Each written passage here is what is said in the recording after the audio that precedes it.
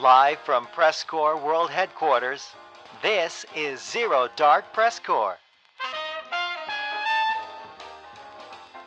It's a live post-war call-in show, hearing your first-hand accounts and war stories of battles from the previous conflict. So join the Discord right now through the link below. Hop in the General Voice channel and get ready to share your stories. Tonight's featured guest, Head Minister of the Ministry of Information for the Warden Press, Commissar Jimbo.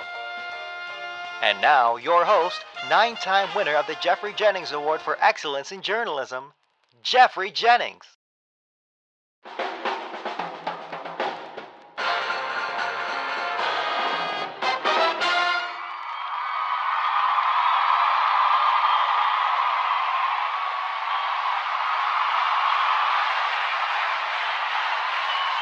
right. Hey, we are live on the air. This is exciting, quite exciting indeed. As I mentioned earlier, please call in through the Discord link below. Join the General Voice. Join the General Voice voice channel, and we'll make sure to get to your call very shortly. But in the meantime, we have with us our featured guest, Commissar Jimbo, as well as my sidekick here, number 2, Sakuga Ejiro. Did I say that right? Yeah, pretty right. Yeah, there you go, Sakuga Ejiro. And Izuro, there you go, with the displaying the very popular anime SpongeBob SquarePants. Thank you. I get a lot of my inspiration for my art from it. Excellent, excellent. And then we have here also Commissar Jimbo. How are you this evening? I'm very fine. It's nice to be here.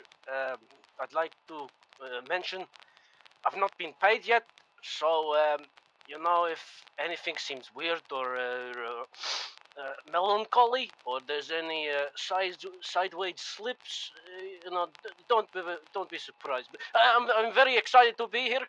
I have a good sense of history that Sakurga here doesn't. We've been talking about history, and we've been talking about music. Yeah, he has some interesting views on history. Well, you call them views, I call them actualities. Well, before we get into it, just explain Commissar Jimbo, in case if you may have heard his name before, you may not have, but Commissar Jimbo actually was the producer, creator, and the voice of the Warden faction long ago, many years ago, and he was in charge of Radio Warden. Was that correct? Yes, this information, it is indeed very accurate. I was a spokesperson for Ministry of Information for Radio Warden and the Warden forces themselves. Very good job, very good pay. I says it does very well. They treat you right over there, much better than what I hear from all these other fucking things, colonials. I hear their shit is horrible of their conditions. Their just everything about them is just fucking horrible. Well, so I'm very glad to... all opinions belong to the guests, not officially endorsed by the press corps. But I will say, Commissar, I remember before the press corps was even an idea, or even just a kernel of an idea, I remember listening to your broadcasts. They were very innovative. They were very interesting, and without a doubt, without Radio Warden, press corps would not be what it is today. So thank you for joining us, and we're so excited. Actually, kind of our first announcement here that you'll be coming back. Is that correct? Yes, sponsorships have come up. Censorships have now been lifted amongst the central committees of Warden forces. So we will be hopefully resurrecting Radio Warden, as well as a few other features that are revolved around the Warden's newsfeed, most accurate newsfeed in the war. I suggest Partisan forces as well as Warden soldiers listen to it. Could give a fuck about colonials. Yeah. The Ministry of Propaganda is back in action. Ministry of Truth. It's not propaganda anymore. It's truth. Okay. Well, In any case, we'll get to all your calls shortly, so please, again, join through the general voice chat on the Discord. It's open to any and all, but before we do that, while the calls begin to line up here, uh, Conflict 20. It's over. It's been over for a couple days now, but this has been in many ways a continuation of the previous conflict, the 19th. This is one of the bloodiest, absolute largest and bloodiest succession of conflicts we have yet to see. Gentlemen, Sakuga, Jimbo, what are your hot takes on this? Sakuga, why don't you go first? I mean, the biggest thing is this one has taken longer than any other conflict in the history of conflicts in Foxhole.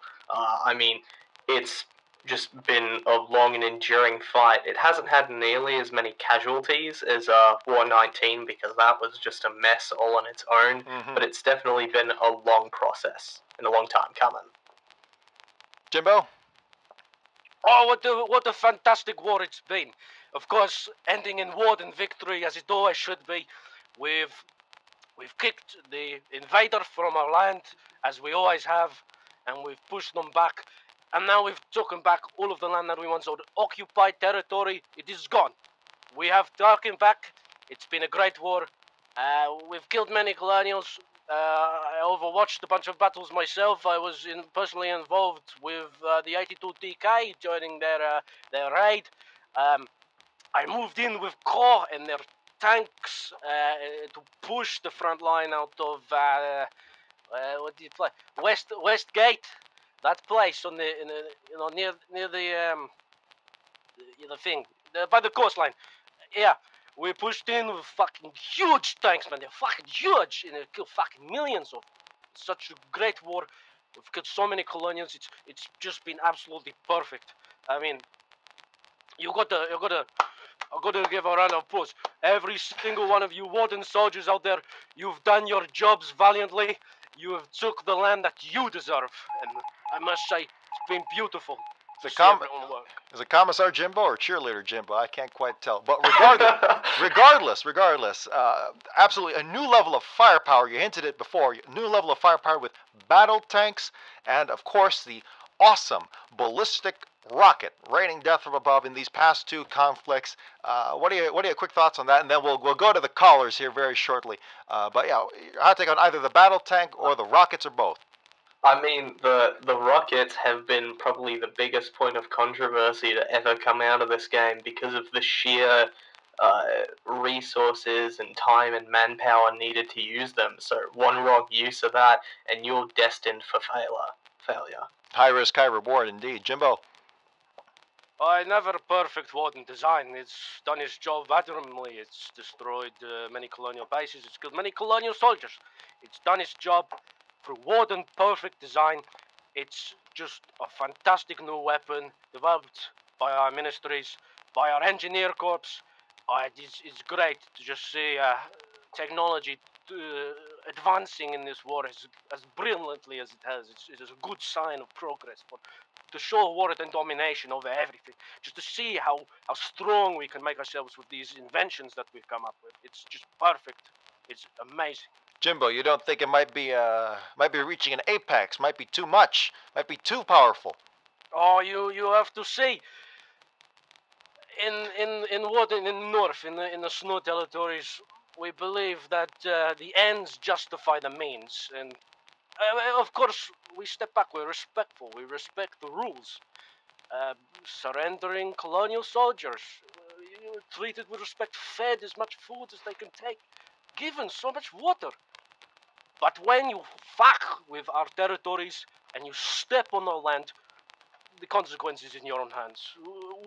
Every weapon that we get, every tool that we receive, we will use, and we will not hesitate for a single moment. Wow. Powerful. Those are some strong opinions. Well, Commissar, when you hold the title of Commissar, it usually doesn't come weekly. But regardless, I think I'll just let that conversation go right there. We'll turn now to our callers. We actually have a few lined up. Our first one here, Avidus. Let's see if I said that right. Hello, Avidus. Can you hear us? Yeah. Yeah, go ahead. Hello, can you hear us? Yeah. Ah, yes. Hello. Yes. Welcome to Zero Dark PressCorps live call-in show. It is our first ever iteration of this, so please forgive any technical difficulties. Ralph is standing by. But regardless, Avidus, questions, comments, concern regarding anything in Conflict 20. Avitus Andrustat, you're an 82-day key guy. Yes. Nice to meet you again, my friend. I hear very good stories about your exploits on the front line. Oh god, it's gonna turn into an 82 DK circle jerk. Are we going to see a flood of Well, callers from 82DK? Oh, no, I'm just kidding. Well, But, it often does turn into a circle jerk about us because, obviously we're so good. But jokes aside, I have come here to give our side of events in the start of War 20 and during War 19. So this is just to clarify. This is a recount of the opening moves of 82DK in the 20th conflict, the previous one. That is correct. Yes. Gotcha. Go ahead. No, the previous conflict and the current one that has just started after the resurgence of the heretical threat that has resurged after our good efforts in the previous war. I think a lot of contributing factors went into us winning the last war. Among them being our faith in Callahan. Obviously, that is the main reason why we prevailed. It always is. And I'm glad to see that a commissar has been posted within the press corps to make sure that things are running legitimately, and praising Callahan is obviously being done every day by you guys. Yeah. Callahan protects my brother. Yeah, indeed. Thank you very much for your service. So the opening conflicts in War 20 was quite sporadic for us. We deployed very I can't remember specifically what towns because it was such a long conflict and it was so long ago now. But we were very sporadically placed at the start. But we Which region? I believe it was Deadlands. The Deadlands. Okay. I can't really remember. Like I say, it was a long time ago, and I went through an awful lot of towns in that war, so they all sort of start to blend together. In the current conflict, however, we decided to deploy to Reach and Trail immediately after the end of the last war, and we engaged colonial infantry there. And I am sorry to report that we discovered that we had a traitor show his face in our ranks. Okay, that's a lofty accusation. Jimbo's Well, frothing at the mouth. It's a little bit. Another fucking backstabbing enemy. Back to their old ways again. Indeed. But this story has a happy ending. So, and my once brother, Maybar, a good tank commander from the 82DK, did a lot of stuff. I don't know if you've seen the recording of the 82DK going into Jade Cove during last war, and that breaking the 3-day deadlock over Jade Cove with a massive armoured push. That was the brainchild of Commander Maybar, but unfortunately he has turned his back on Callahan, and he's joined the Colonials for a couple of wars. He's relinquished his title in 82DK to do so.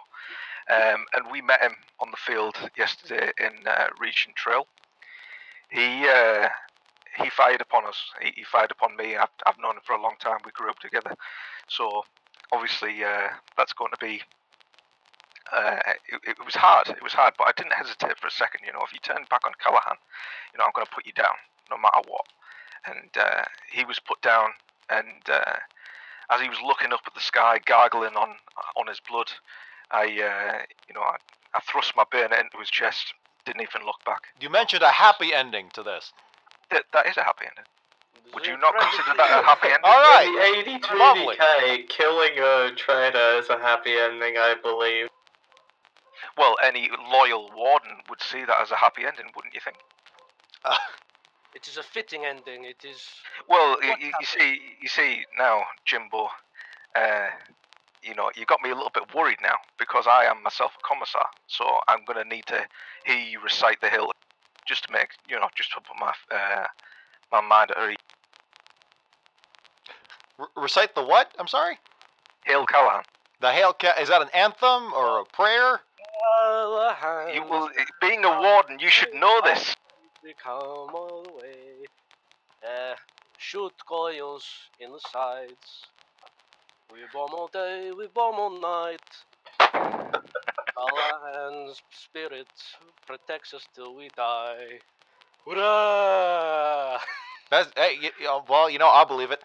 I'm not familiar with that, but it's lovely to hear that now. Someone will, I'm sure, will transcribe that and well, that one perform was their own- news to me as well, Jimbo. But Anyway, any closing comments here, Avidus of the 82 DK? no, just keep doing what you're doing and keep those colonials out of your foxholes, guys. Appreciate it. All right, thank you so much, Avidus. Not a problem. Thank you. All right, well, put you on the spot there, Jimbo, although I'm sure you knew that one. Of course. Anyway, our next caller I'm here. a warden and I don't know. Our next caller here is Monty Miner. Let's see if we can do that here. Monty Miner, you're on the air Hello here on Dark PressCorps. Hello. Hello. So. Yeah, hold on. Go ahead, Jimbo and Sakago. Why don't you take over? I'll be right back. Go ahead. Yeah, sure. Let's hear your story, brother. Alright, so I got a few. One is regarding the final and grandest operation of War 20. Operation Agatha. And I gotta say, I served as a field artilleryman in that battle, and it cannot be understated how decisive this battle was, because whoever won would have won the war. Because we had dumped everything into this offensive. Like, we had at least for me, or our group, the council had personally messaged everyone, which they never do. Personally messaged everyone about this operation. That it was pretty much a requirement. We had, like, 4 battle tanks, 2 light tanks, 3 field artillery. Brother, just for confirmation, just to remind everybody out there, this is a warden operation, correct? Yes, warden operation. And you're a part of CAW, right? That would be correct. Alright, we just want to make that clear for all the viewers so that they know what's going on here. This is a warden from CAW. True, man. So, when we first crossed, holy shit, they must have pre-planned the artillery so hard, because the second we crossed in, every darn second, another shell hit us. I believe we lost 2 battle tanks and lost, the majority of our FA within the first 3 minutes. Well, I mean, proper cover by artillery is always what can help decide a battle. Like, if you don't have proper counter artillery, you are fucked. Yeah, but I haven't seen anything like this. I've been playing this game for a while, then even before the world conquest became a thing. Much longer before then. And we could have very easily lost everything, and then they could have pushed us straight back. But we managed to kill the artillery with a second go of FA, and pushed into town. And when we took Gallows, the shock and awe, everything just collapsed. I looked an hour after we had taken Gallows, and the fronts were collapsing. Endless Shore was doing pretty darn good. I believe we had already pushed across the river at deadlines, and Jesus Christ. We have come to call it the Miracle of Gallows, or the Last Battle of Gallows, whichever one you may. It won us the war. And I think the second story I gotta say is quite interesting. This happened at Abandoned Ward. I believe around day 233, have to double check. On the wooden bridge, the unbreakable bridge. It was we were stuck there for around 3 hours, alright? Every time someone tried to cross, it was just an instant message of 9mm Pelabellum rounds and some good old FAs. They couldn't push because we had the damn thing fortified to all hell. We couldn't push because you try getting a vehicle up those rocks and see how well it goes for you. So we ended up calling, I believe I counted a 16-minute truce, where we met on the bridge, sang songs, shared food. And I believe one guy even brought a football onto the field, though he tossed it over to our side and one of the Colonials went for it and it didn't end well for him, our defenses. We would like to talk about that. Yeah, speaking of food, sorry, I just came back. The order from Warty Burger just came in. Gentlemen, Jimbo, second guy, here's your order. Sorry. Did you order thank number you 2? very much. Yeah, all right. Yeah, I think that was Enjoy me. Anyway, sorry. Yeah, this broadcast brought to you by Warty Burger. Sorry, MoneMiner, you're on a call, so we don't have any food to share with you. But regardless, I'm assuming you're talking about some sort of truce that happened. Yes. Yeah, I'm surprised it didn't happen on Christmas, because that was when everybody expected there to be at least some sort of a truce. What is this fucking food? No, let me just reiterate what happened. So this was at Bandit It's Ward, fucking terrible. at the Unbreakable Wooden Bridge. You're aware where that is, right? Yeah. Hang on. What the fuck is this? You ordered the number 7. Sakuga ordered the number 2. That's all I know. Yeah. I just took the order. Okay, this is... Yeah, Hey, dude who always likes to jack off the wardens, it's warden-made food. Why aren't you enjoying it, huh? It's not official. This has not got any seals of approval from the Ministry of Production, okay? This is horrible. No, you gotta take the mask. You gotta take the gas mask off first. Anyway, regardless, MoneMiner, I'm sorry. That was very rude of us. Can you continue?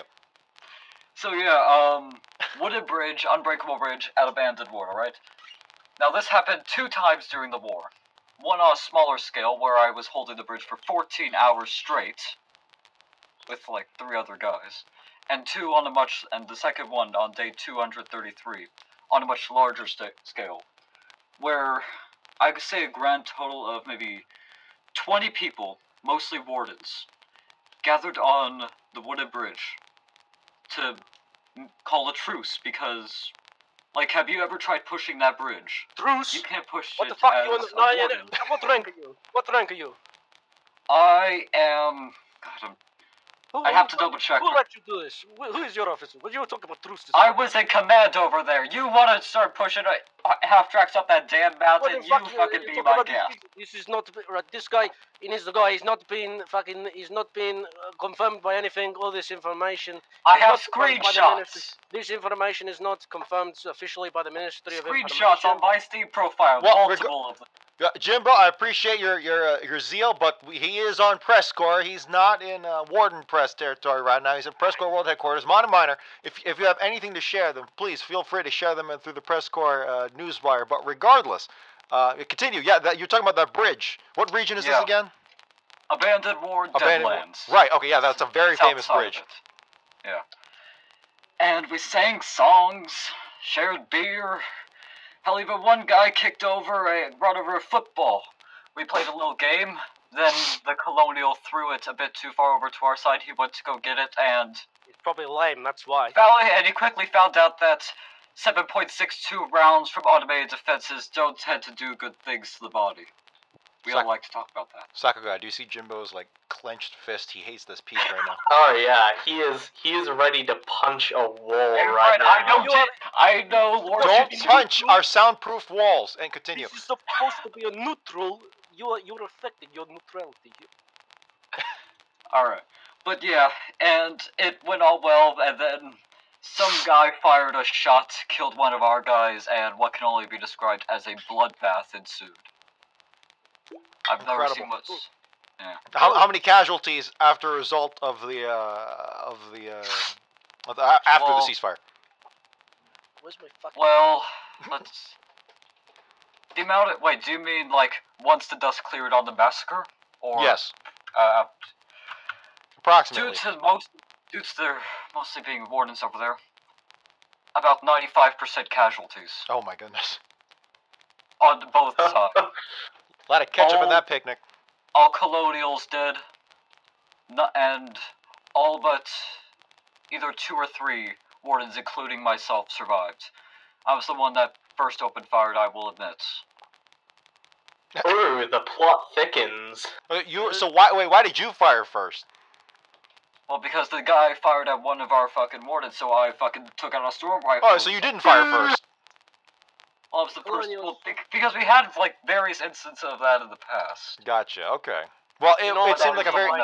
Go ahead. Stabbing ways as always.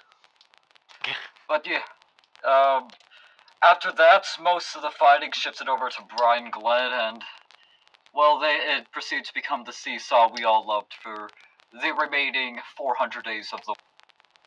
Anyway, yeah, that's all. Oh, it was a great story. Thank you. There were so many highs and lows to that. Yeah, 'tis the wonderful thing about Foxhole. You never know what you're gonna run into. Indeed. Well, thank you, Monty Miner. Right? Did I say that right, Monty Miner? Yep, MoneMiner. Monty Miner, thank you so much for your call. Duly appreciate it. Thank you.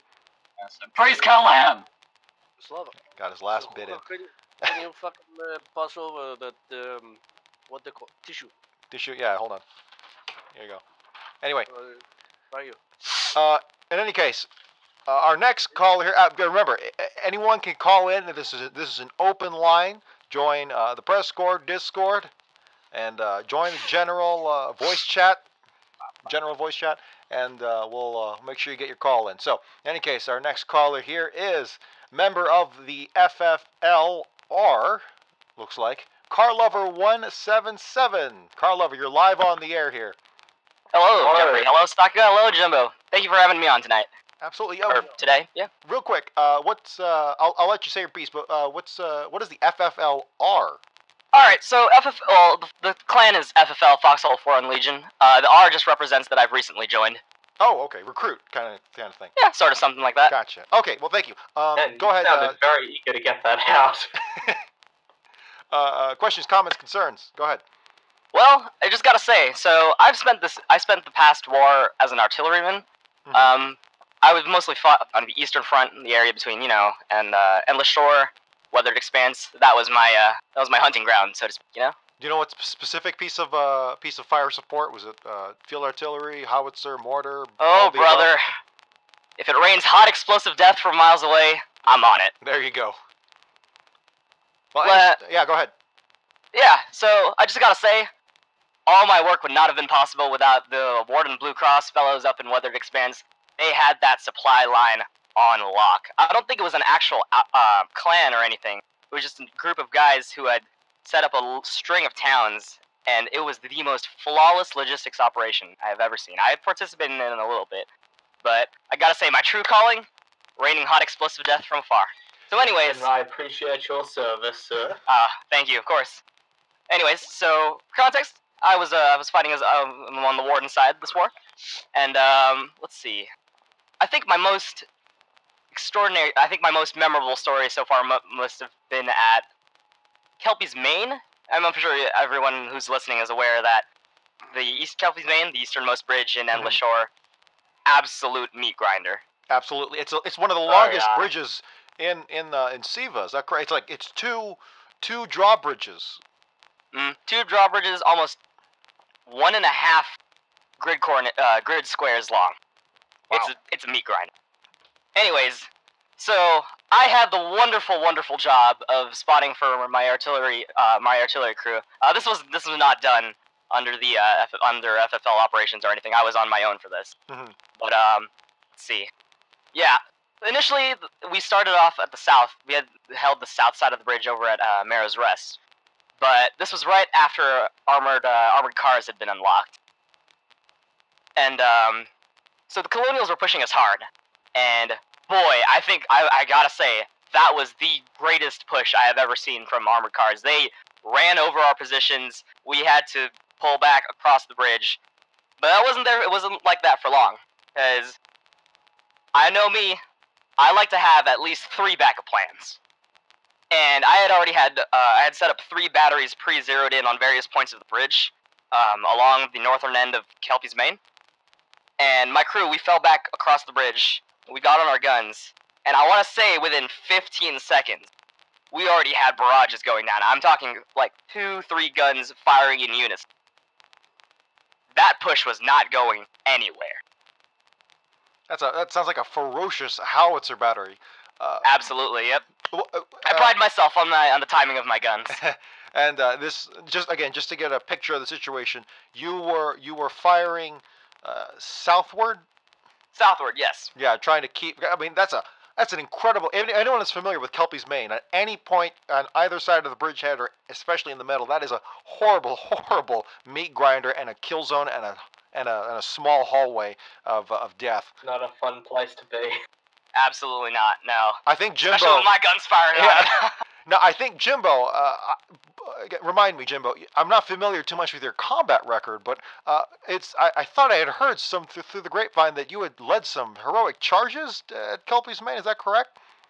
Kelpie's Mine is a very simple and easy to invade section, especially for warden, an experienced warden commander or commissar like myself. With the cover of artillery, it is just easy. We've got great warden artillerymen using great machines created by great warden mechanics in the great warden northern hemisphere. It just is so easy. It is easy to push back colonials just through all of this amazing equipment that we have at our disposal. But Carl here is clearly first-hand experience a part of artillery. And of course we've got our great logistics, which just, they bring all the shells and all these weapons and just fucking straight up the front line and kill everything. Absolutely, Jimbo. You're 100% correct there. Logistics was doing their job that day, and they were doing it well. Geoffrey, I'd like to warn you, you might want to be careful when you're looking through Jimbo's records on the battlefield. It's a hole that you don't want to dig yourself into. The Ministry of Information would like to remind people that such records and information are of private concern. Geoffrey has his ways.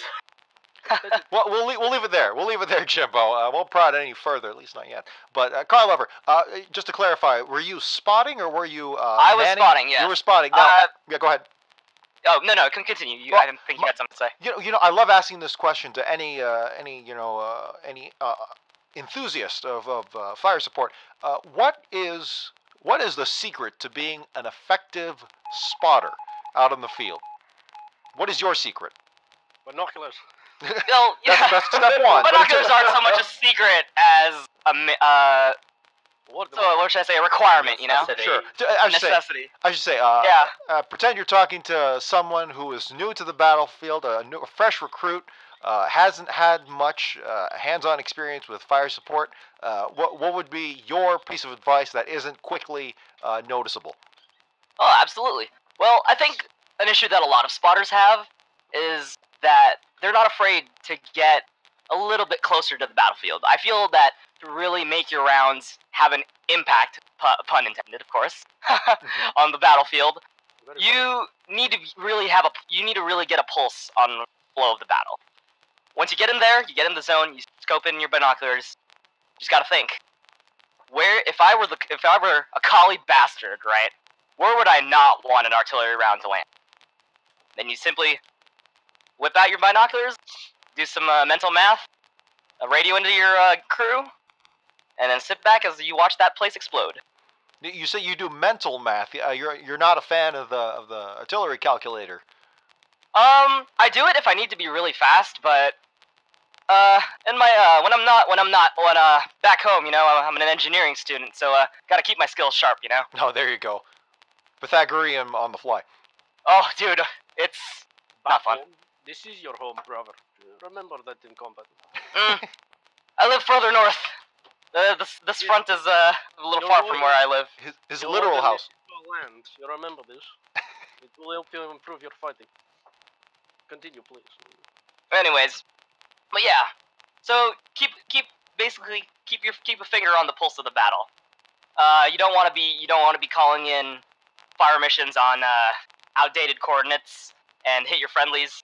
That's one way to stop a push. I've seen some inexperienced artillerymen just completely wreck the momentum of a push by doing that. It's never a fun sight to see your own guys get blown up by fire support.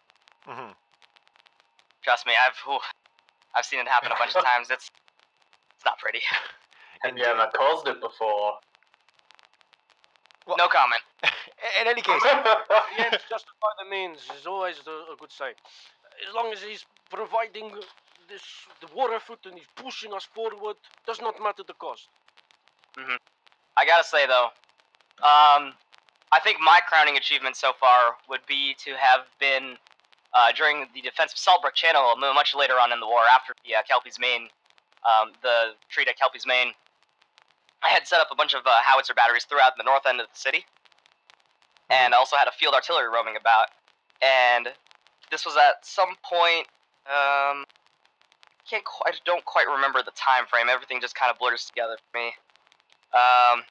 But I had a field artillery posted at the southeast end of the northern end of Saltbrook Channel by the factories and everything. And I stopped a colonial push on my own. 3 light tanks. Took them out with a very, very helpful crew of random people who I had found off the side of the road. now 3 light tank. I can understand pinning down 1 light tank, but 3 of them.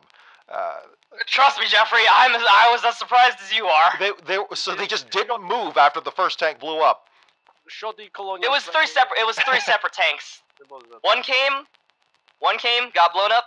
Okay. Another one came maybe 5 minutes later, past that smoking wreck, Got it. got blown up too. They kept walking through my sights, man. What else was I supposed to do? So really more of a lack of communication rather than just not looking outside. I see. Basically, yeah. Well, in any case, thank you so much for your call. Thank you so much for your advice. CarLover177, any parting comments here? Go get 'em, boys. There you go. CarLover177 of the FFL. Thank you so much for your call. We're going to go on to another caller here. But wait, before we go ahead. move on, since we have all 3 of us here, I wanted to ask, what's the most interesting thing that's happened to you while you were reporting? Oh, not jeez. actually fighting. Because, in my experience, I was trying to get to a front line, and a guy in a motorcycle offered to give me a ride, and I was like, yeah, sure, I can't kill anybody while I'm in a motorcycle. And then by the time I reach the front, expecting him to drop me off at an FOB, he keeps driving past the FOB, past our front line, and past the tank, and rams the motorcycle into 5 enemy engineers working on a half-track. And I'm just sitting there, he's already dead and bleeding out, and I'm just sitting in the passenger seat hello. Jimbo? Yeah, I think I'm not a field reporter, but I can actually call in Mari. He's in a few rooms down working on a package. But regardless, while I get him, Jimbo, why don't you, your exalted combat record out in the field? Why don't you share some stories there? Yeah, sure. I go near. Hang on. What's this place called? Jesus. It's called Farnak Coast. The Minister of Information. Yeah, go ahead. I go and I link up with 82TK, largest regiment in world. Big fucking guns, lots of soldiers, machine guns everywhere to be seen. They got the rifles over there, they got the explosives over there, they got the fucking storm rifle over there.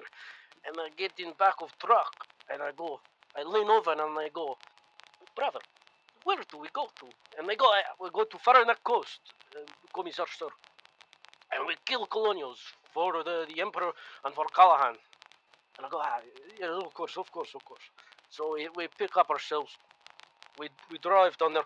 I've got my handgun with me. I've got put in my right hand pocket. And I've got my gas mask mounted up, as I always do.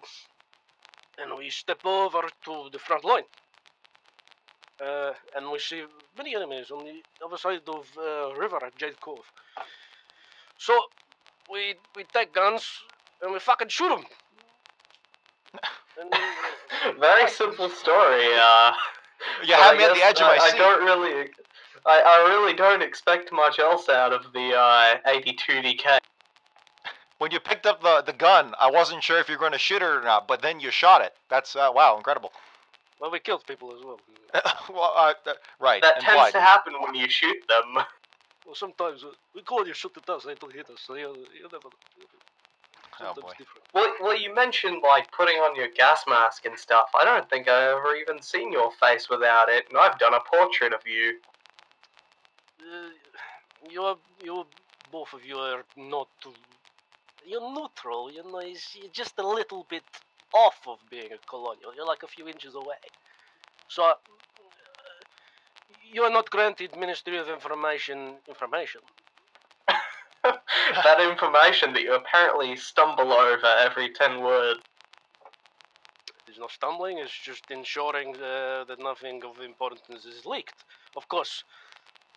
Colonials have always been an old enemy, and they've always had their backstabbing ways. So you got to be careful with your words.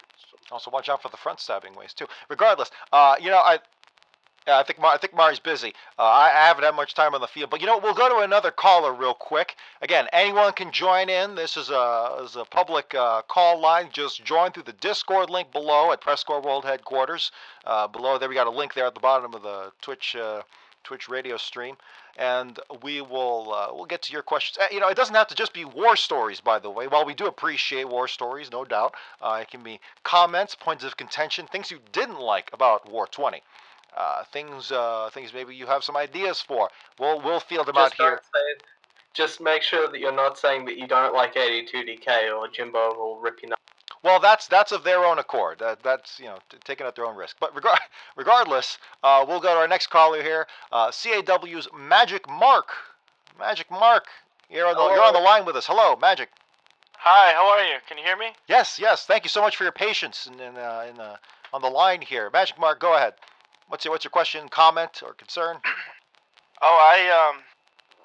I was just here to contribute to the press corps and contribute to Commissioner Jimbo because he did such a good job at recording Operation Agatha. So if you wanted some content, I could let you pick between a few stories, introduce myself, or whatever you guys need. Yes, it was a very good time of giving your tanks.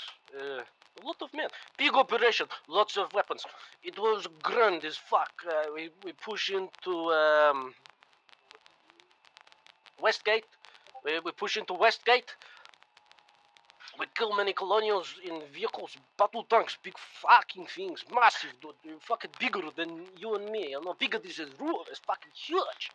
And I got but fucking, I know my tank, it was loaded up with 100 fucking rounds of, what is it called? Armor piercing. And we push towards, that place near the entrance. Gallows, yeah. Gallows. We took the fort, and then we had to take Gallows. We pushed towards Gallows, and we killed many of them, and they all go, we got about 50,000 men surrendered, and all of them. And we didn't shoot any prisoners, of course, we don't do that. We treat prisoners, people that are watching on the colonial side, we treat our prisoners with respect. If you feel like you want to get away from the distrustful and horrible conditions of the colonial army, come to us. What you got to do? Raise your hands in the air, step towards us calmly, and say, we wish to surrender. We wish for a better life in warden territory, because it is better life. But yeah, of course. So, we take our prisoners, we liberate the population of the town, which of course comes out, you fucking warden forever, warden above all. They all come running out and throwing flowers at us and just completely prisoners with love out of thanks for liberating their small town from.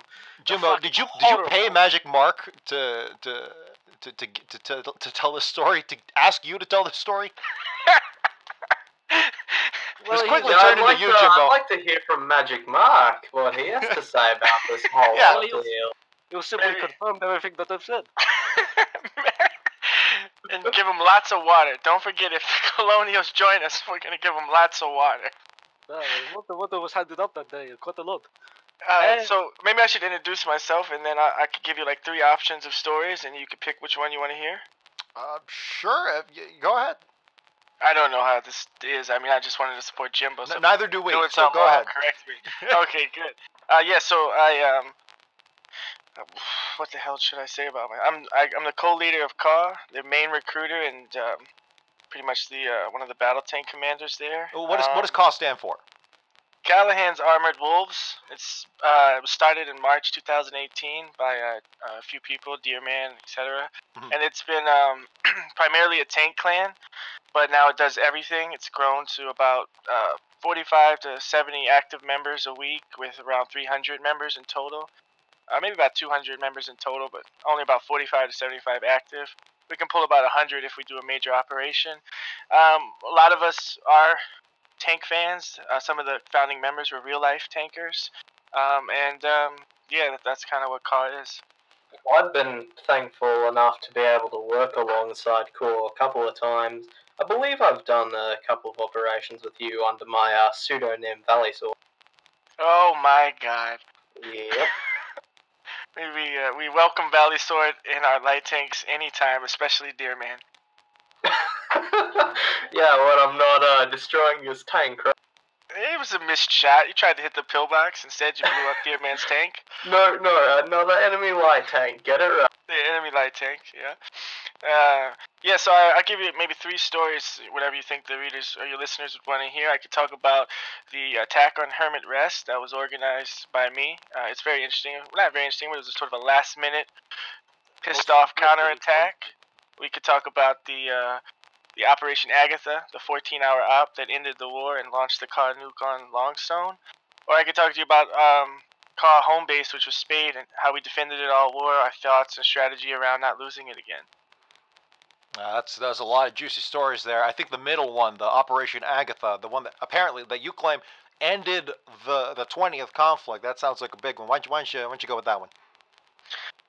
So we had this nuke in Farinac that we also had a nuke with WNS, and we were going to hit Hermit's Nest.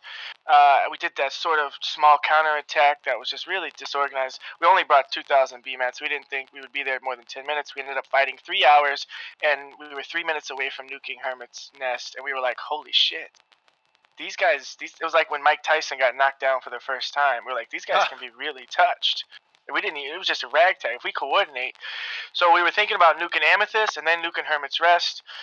But all of a sudden, the victory conditions changed. A countdown timer came in. It changed the game. I guess I could fill you in on that if your listeners don't know. Basically, every day, one victory town that is needed to win is taken away. I probably explained that wrong. So there's like 31. No, I it think would you go got 30. So what that meant is if we would have nuked their advanced ammo factory at Hermit's Nest, we didn't have enough time for them to run through their reserves of advanced ammo factory shells, like specifically armor piercing. So it wouldn't be worth it in our estimation, because it would be one hell of an operation to take the most fortified city in colonial hands, and they knew we were coming.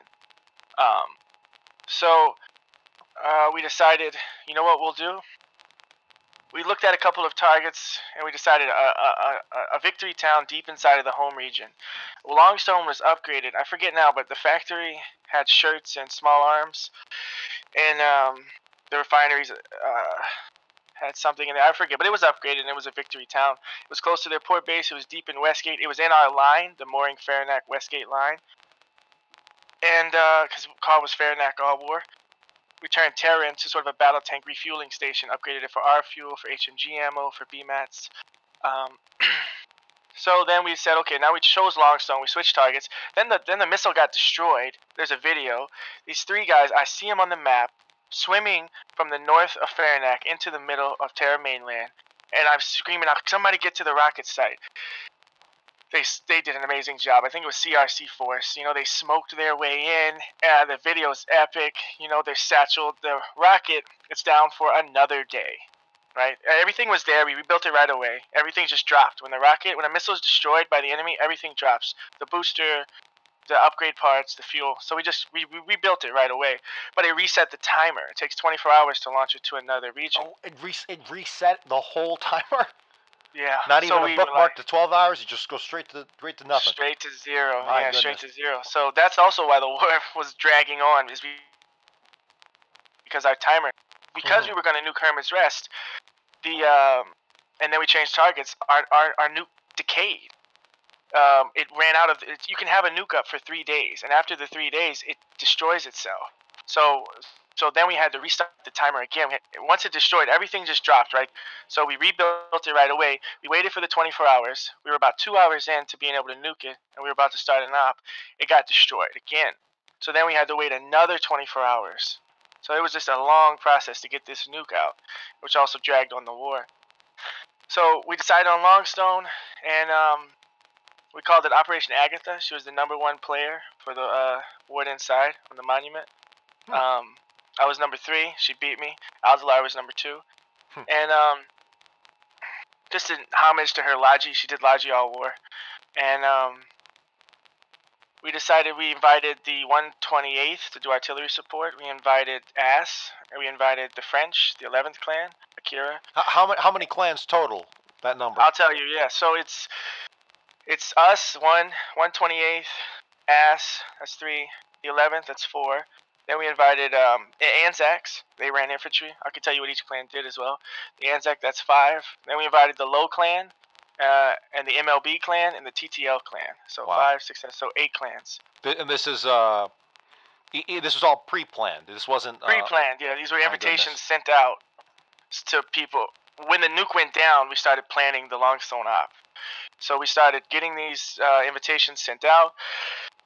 People were discussing there's always some kind of inter-clan drama. People don't like each other, that kind of thing. So we decided, this group would all get along and we could manage this force together.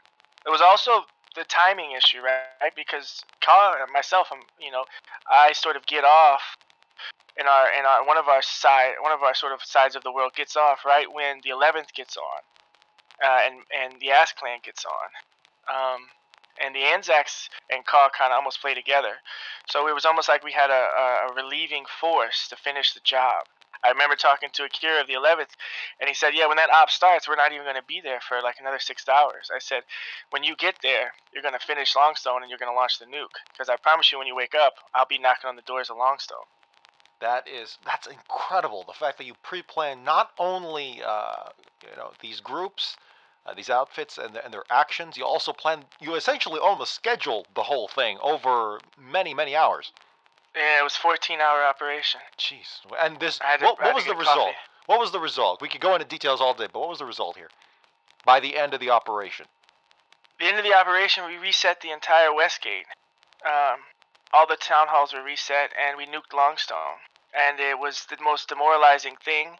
And within 22 hours after that, the war was completely over. They gave up after that. It was just soon as they logged on to see that, they must have logged back off.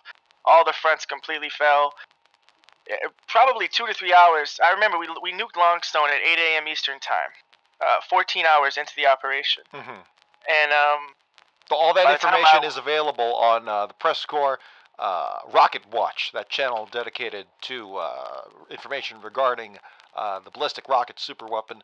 All the information there condensed for us. Also, Commissar Jimbo, please get your hand out of your pants. I know you're very excited about all this information. But Mark, yeah, continue. Yeah. So by the time I had woke back up, everything it was just a clear victory. It was just a domino effect. They once I could just there was a decisive moment through that 14 hours. There was a 30-minute period, and we said to ourselves, there was probably maybe 75 people in my Discord. Jimbo was the war correspondent from the beginning. He was there for the staging and the entire thing. He had asked me beforehand. He had heard about an operation. He didn't know the target. Thanks to me. Okay. Yeah, I know people in your clan. I can get that. Yeah, I wondered how that leaked out, but I let it go. But we had pushed in with like 4 battle tanks or something. But anyways, there was an overextension by our battle tanks down south towards Kingston. They flanked around with 4 battle tanks, caught ours from the back, destroyed all of our battle tanks. I immediately said, take a deep breath. It's going to be okay. I need you to get more battle tank blueprints and Apollos up as quick as possible. And I told the Anzacs, I said, the Gallows is overstocked. There was literally like 700 RPG shells from the enemy in there. They overstocked it. So whoever stocked Gallows, holy God, thank you so much. You practically won us the war. And I said, if we can hold off till the battle tanks get here, we can win. If not, they're going to push us out of Gallows. 4 battle tanks just charging up. It's hard for infantry to stop. One of them died at night to stickies. Try as we might, we couldn't get the other 3. We got our 2 up. About 20 minutes later, they were pushing on the door of Gallows. Like right there, cutting off the Logi line, 3 battle tanks. And I remember Dearman said, if we kill these tanks, we win the war. And everybody in the Discord said, if we kill these 3 battle tanks, we win the war. Right here is when we win the war. Deerman had 2 battle tanks. They had 3. They were coming west to that Laji route, where the Laji comes straight down. They were coming west towards the road with their back towards the fort. They didn't see Deerman flank up from their south, and he killed all 3 of them without losing any of his. And from there was a steamroll. Pretty much the war was over at that moment. Wow, so that last kind of decisive battle there with 3 colonial battle tanks. Yeah, Had to versus stand R2. down. My goodness. Well, it's a harrowing story, and I can't wait to read about it. Possibly in the PressCorps Newswire, someone will do a write-up for that. You could try to keep it 400 words or less, and then maybe you can attach stuff afterwards. Regardless, that's all some bureaucratic nonsense that you can do just to get in. But we got it right here on Zero Dark. So thank you so much. We'll get to our other callers very shortly. But Magic Mark, any parting words after all of this? No, I think the only parting word is thank you, Valley Sword and Jimbo and PressCorps in itself. What you do is so helpful to the community, and it's so amazing. And I listen to you guys all the time, and I just hope you keep it up. I don't know if I don't know how you're motivated. If there's any kind of financial or whatever, but I hope whatever it is that's motivating you keeps it going, because it's such an important part of the community. And anything I can do or the Car Clan can do, we're more than willing to help you in whatever way, because I want to see you keep doing it. You're very talented. I'm a fan. Thank you very much. Yeah, just keep making more stories. That's all. That's all you need to do. Warden above all. Yeah. All right. Thank you, Magic Mark. Appreciate it. Bye-bye. Farewell. Oh boy, that call went a little longer, but that's fine. That was absolutely astounding. If all that is true, and from the sounds of it. Of course it's true. What do you mean? It's not? Oh, okay. These things happen in the wars, and it is always about heroism on the Warden's side. As you can see, Wardens dominate everything. I see. Only Wardens come in here. There are no colonials. You have not seen one. It's because they don't care. It's because they're demoralized. It's because Wardens are above all, as they always have been. Okay. Well, we're going to go to another caller here, I think. Colonials, please join and make Jimbo pissed off. I was about to say, this has been a very Warden kind of slanted broadcast. We don't mean it to be. That's just the callers that happen to come through. So please, Colonials as well. This is welcome to all. Veteran, recruit, maybe share your first experiences out on the field, your first few hours. Absolutely. Doesn't have to just be high society here. Well, They're all fucking dead, so there's none to come in. That's also true. In any case, we're going to go to another caller here. Possibly, maybe. Patman Oma, I think you might have gone to the bathroom. Patman Oma, are you there? Oh, there he is. Yeah. Hello. There you go. Patman Oma, Hello. welcome to Zero Dark PressCorps. You're live on the air here through the call line. Yes, I was watching the stream. Excellent. Thank you. Any questions, comments, concerns, any points of contention, anything you'd like to share with us here? I would like to share a story. Okay, something that happened to me. Go ahead. I would like to call this the event of the Ides. Okay. Basically, I was in a battle tank with 5 other people. I'm sure I have the list of their names somewhere here, but that's not important right now. What you need to know is that our commander was named Hit, and the person who built the battle tank was named Saggy Melons. These will come in very important somewhere soon. Okay. So, basically, what the story is about, it's about how we took the report in Ord Breaker's Isle. Mm-hmm. So, I was a machine gunner, very tired at the time. I didn't drink my morning coffee, so we had some technical difficulties. I always went to my dad in the kitchen for coffee, but he couldn't make it at the time because he was on his lazy ass watching TV. Oh, maybe listening to the PressCorps. Absolutely, yeah. Yeah, but, hold on, let me remember. Fog of War, Clouds All. Go most ahead. of those times, Were you a Warden or most of those Colonial? times- Warden or Colonial? I am a proud Warden soldier. Oh, boy. Double. Yeah, go ahead. Yeah, I thought you would have recognized that by my blue things. Oh, okay. Right. Anyways, so most of the times when I went off to go ask my dad for coffee, was needed in that battle tank, and they actually scolded me for that. So I was very dishonored, very hurt, very emotional for me.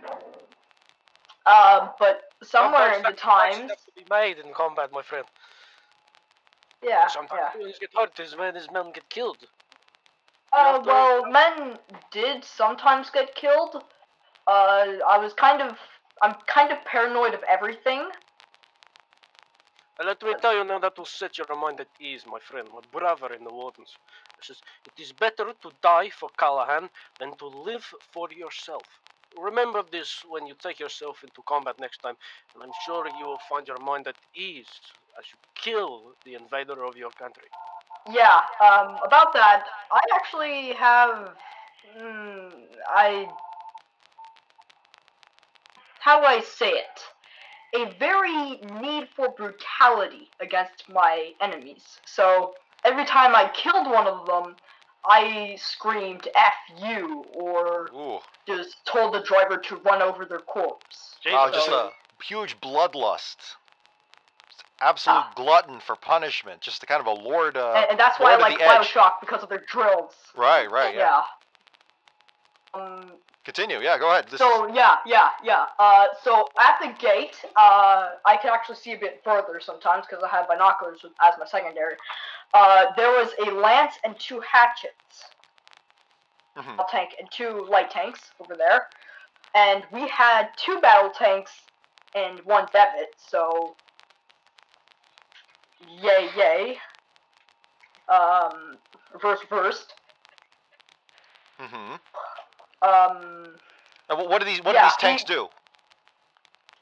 So what did these tanks do? Well, mine always tried to stay in formation. The other one always went around on the beaches to flank them. We didn't know how those went because we never asked them. But our tank, BTO-10, kept on going down the road, always scouting. Shots were rarely fired because we were both very low on ammunition. But when we did have fights, it was mainly infantry. And since I was paranoid of everything, I always kept telling people to, like, back off, that might be a hatchet, let's get rid of it. But they were always insistent, no, the battle tank went over there, it's probably hiding with it. So, yeah, that's my parent. I don't know how to pronounce it. Were you in charge? Were you in charge of the situation? No, I was a machine gunner. Machine gunner. Got it. HMG. Right. Yeah, so that's what I meant by when I was always off trying to get coffee, I was needed because we were always trying to get stickied, and I wasn't there, so the commander had to go out of his safety hatch to fire at the soldiers, which was pretty risky. Tell me, did you spill any coffee? Because the recoil on those HMGs can be monstrous. Well, I wouldn't say I have the best of hands, but when they scolded me and after it was all done, they made me clean up the coffee on the floor, so, yeah. All right. Busy hands resulting in a very messy cleanup. Got it. Yeah, and also a very messy bloodbath on the ground of dead bodies. Just all that bloody lubrication everywhere. Got it. It was a bloodbath. It was beautiful to me and horrifying to others. All right. Well, gentlemen, Sakuga, Jimbo, got any comments on that one? Sometimes when we take prisoners and re-enlist them into our ranks, sometimes they could be mentally deficient. Right. So sometimes Patman, sounds like you ran into one certainly while you were in the tank, or while you were in the HMG. Yeah, gotcha. Yeah. I don't know, the way that you describe the bloody scene makes me think that you could be one of them. Bit too happy about that's just my hyperactivity as a child coming out. I appreciate your honesty. The bloodlust, the craving for violence. Yeah, that's just me, not colonial spirit. Okay. I have a true warden spirit. Colonial heads with the sledgehammer, but I got you. Man, Well, this is a very warden-centric stream right now. it is. I didn't mean it to be. It's just that's just what happens to be the callers. It's a byproduct. It is because, like, it's a warden dedicated stream. I mean, I'm pretty sure Jimbo is a warden. Oh, a little He bit. is the most warden you could be. No, I'm not the warden. I think that's me. Maybe, we'll see. Well, regardless, Patman, Oma, we're just messing with you. Thank you so much for your call. Thank you for contributing your story. Yeah. And good luck to you out there. One above all. We'll find you wherever the blood is, I'm sure. Yeah. We need a lot more than one janitor to clean up the blood that I saw. There you go. Anyways, departing words, I take it. Yes, yeah, go ahead. My departing words are, don't let war get the best of you. Or as a dog, and you let it walk you. Let it take over you. Let it consume you. Let it fuel your energy. Let it fuel your gun. You don't need any aim. You don't need skill. All you need is Callahan's spirit within you. One That's above all. all you need to be a good warden soldier. I think that's all I have to say. We can have the next caller. Oh, you're taking over? No, I guess the next caller's taking over. Oh, okay. There's nobody in general voice right now. So, yeah. You can discuss things while I'm away. Lovely. Okay, thank you so much. Warden above all. I absolutely, I love our younger callers. Sakuga, go ahead.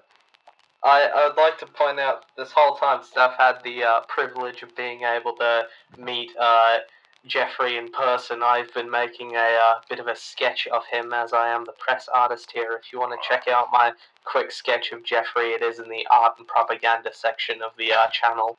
Yeah, it's kind of like a courtroom. You know how sometimes they don't allow photography in the courtroom, they have to draw it? Yeah, exactly.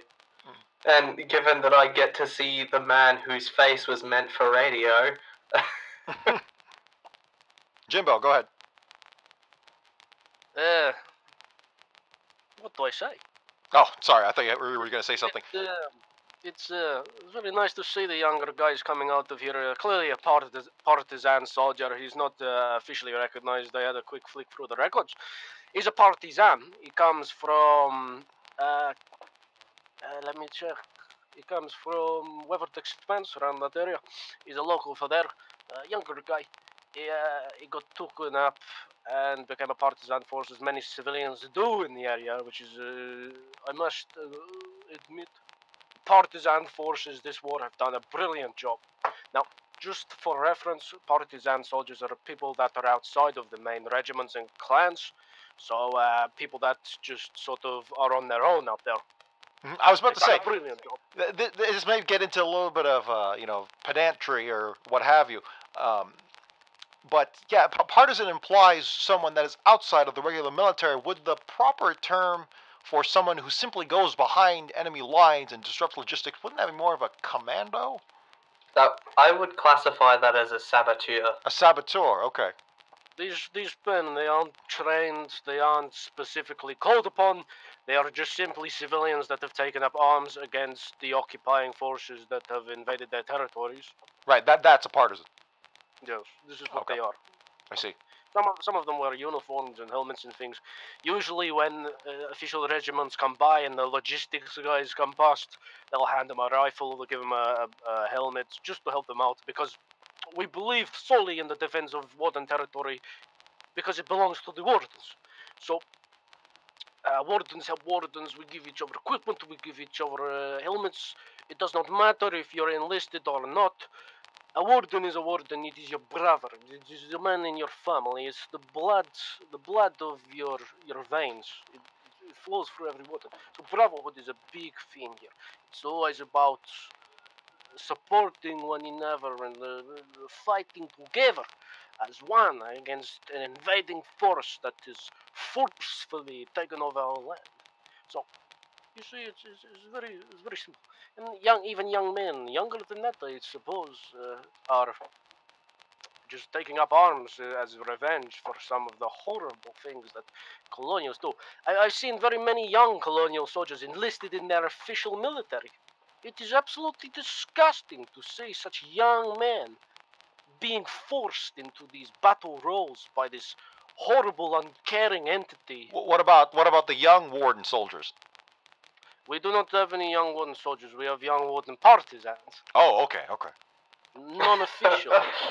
I No see. documentations. Just people that pick up a pitchfork or a weapon. They go So fight. consumed by the. If they decide to throw themselves in a colonial bayonet, that's different. Colonials, they recruit soldiers directly from towns. They rip them from. We've had many stories from refugees. What are the colonials just take the children and they just give them a rifle. They go, hey, go fight the wardens. Of course, they die because it's the wardens. You can't fight the wardens. It's just such a strong arm that this young man could not truly hope to fight against. It's just so barbaric and sad, and it's disgusting. It's just horrible. Are you sure the Department of Propaganda no longer exists? 'Cause I think you're a living embodiment of it. Ministry of Propaganda, Ministry sorry. of Truth, sorry. Well, regardless, we're still, the line is still open. If you want to call in, simply join through the Discord link below. Join General Voice, and we'll make sure to drag you down here into the studios here at PressCorps World Headquarters, and we will get to your call. But in the meantime, Sakuga, how do you say your last name? Well, you just said it. Sakuga is the last name. Oh. Eijiro is the first name. Oh, so it should be Eijiro Sakuga? Yeah, but this is written in the correct direction if you're Japanese. Gotcha. It's weird. Okay, It's weird. well, regardless, what artist? While I go to the bathroom, could you explain how what you're working on in terms of your latest artistry? Oh well, right now I do have a couple of plans that I've been working on in terms of like on-field artistry.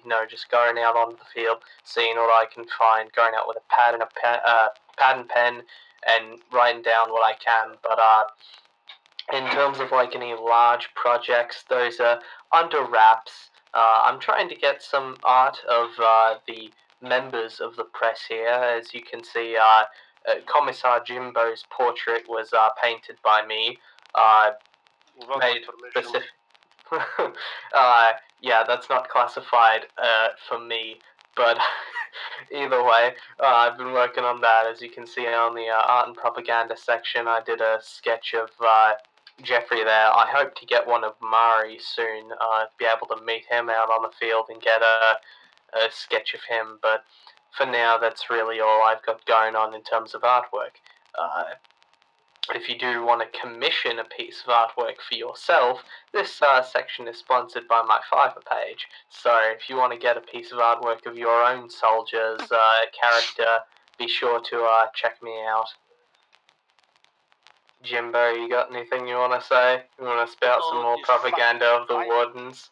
I don't know what this fucking Fiverr thing is, but he drew a picture of me. I didn't like it very much. It's a picture. Fucking hate pictures. Yeah, that's why you have it representing yourself on stream right now, because you definitely don't like it. I didn't fucking assign myself this thing. I get dragged out here. I've not been paid. I fucking told you at the beginning of this. I get dragged out here to do this fucking show. I gotta go home. It's fucking freezing. It's always fucking cold. There's no fucking centralized heating. This place is shithole. There's a big fucking hole in the wall over there. You can fucking see it. Then why do you enjoy the north so much if you think it's the worst? Because it's best. Warden territory of north is the best territory there is. That is why these disgusting invaders try to keep taking it. I cannot blame them. It's such a great land to be a part of, but they need to fuck off. It's not their territory. It's ours. Warden territory. But it is very odd to come out here in this environment. It's very different to what I'm used to. It's very bland. Everything is very dark. It's just boring compared to back home. It's just posters of Callahan, and there's just so much spirit going around. It's just the streets are alive with the spirit of the warden, and everyone's chanting, everyone's flying the flag, and then you come down here and it's just dull. It is what? You get fucking, what? You get the drink of beer? It's crap. It's all watered down. Bars here, they suck. They fucking, Well, I mean, most of the bars probably have artillery holes in the roofs. well, that is a byproduct of colonials and their faulty equipment and their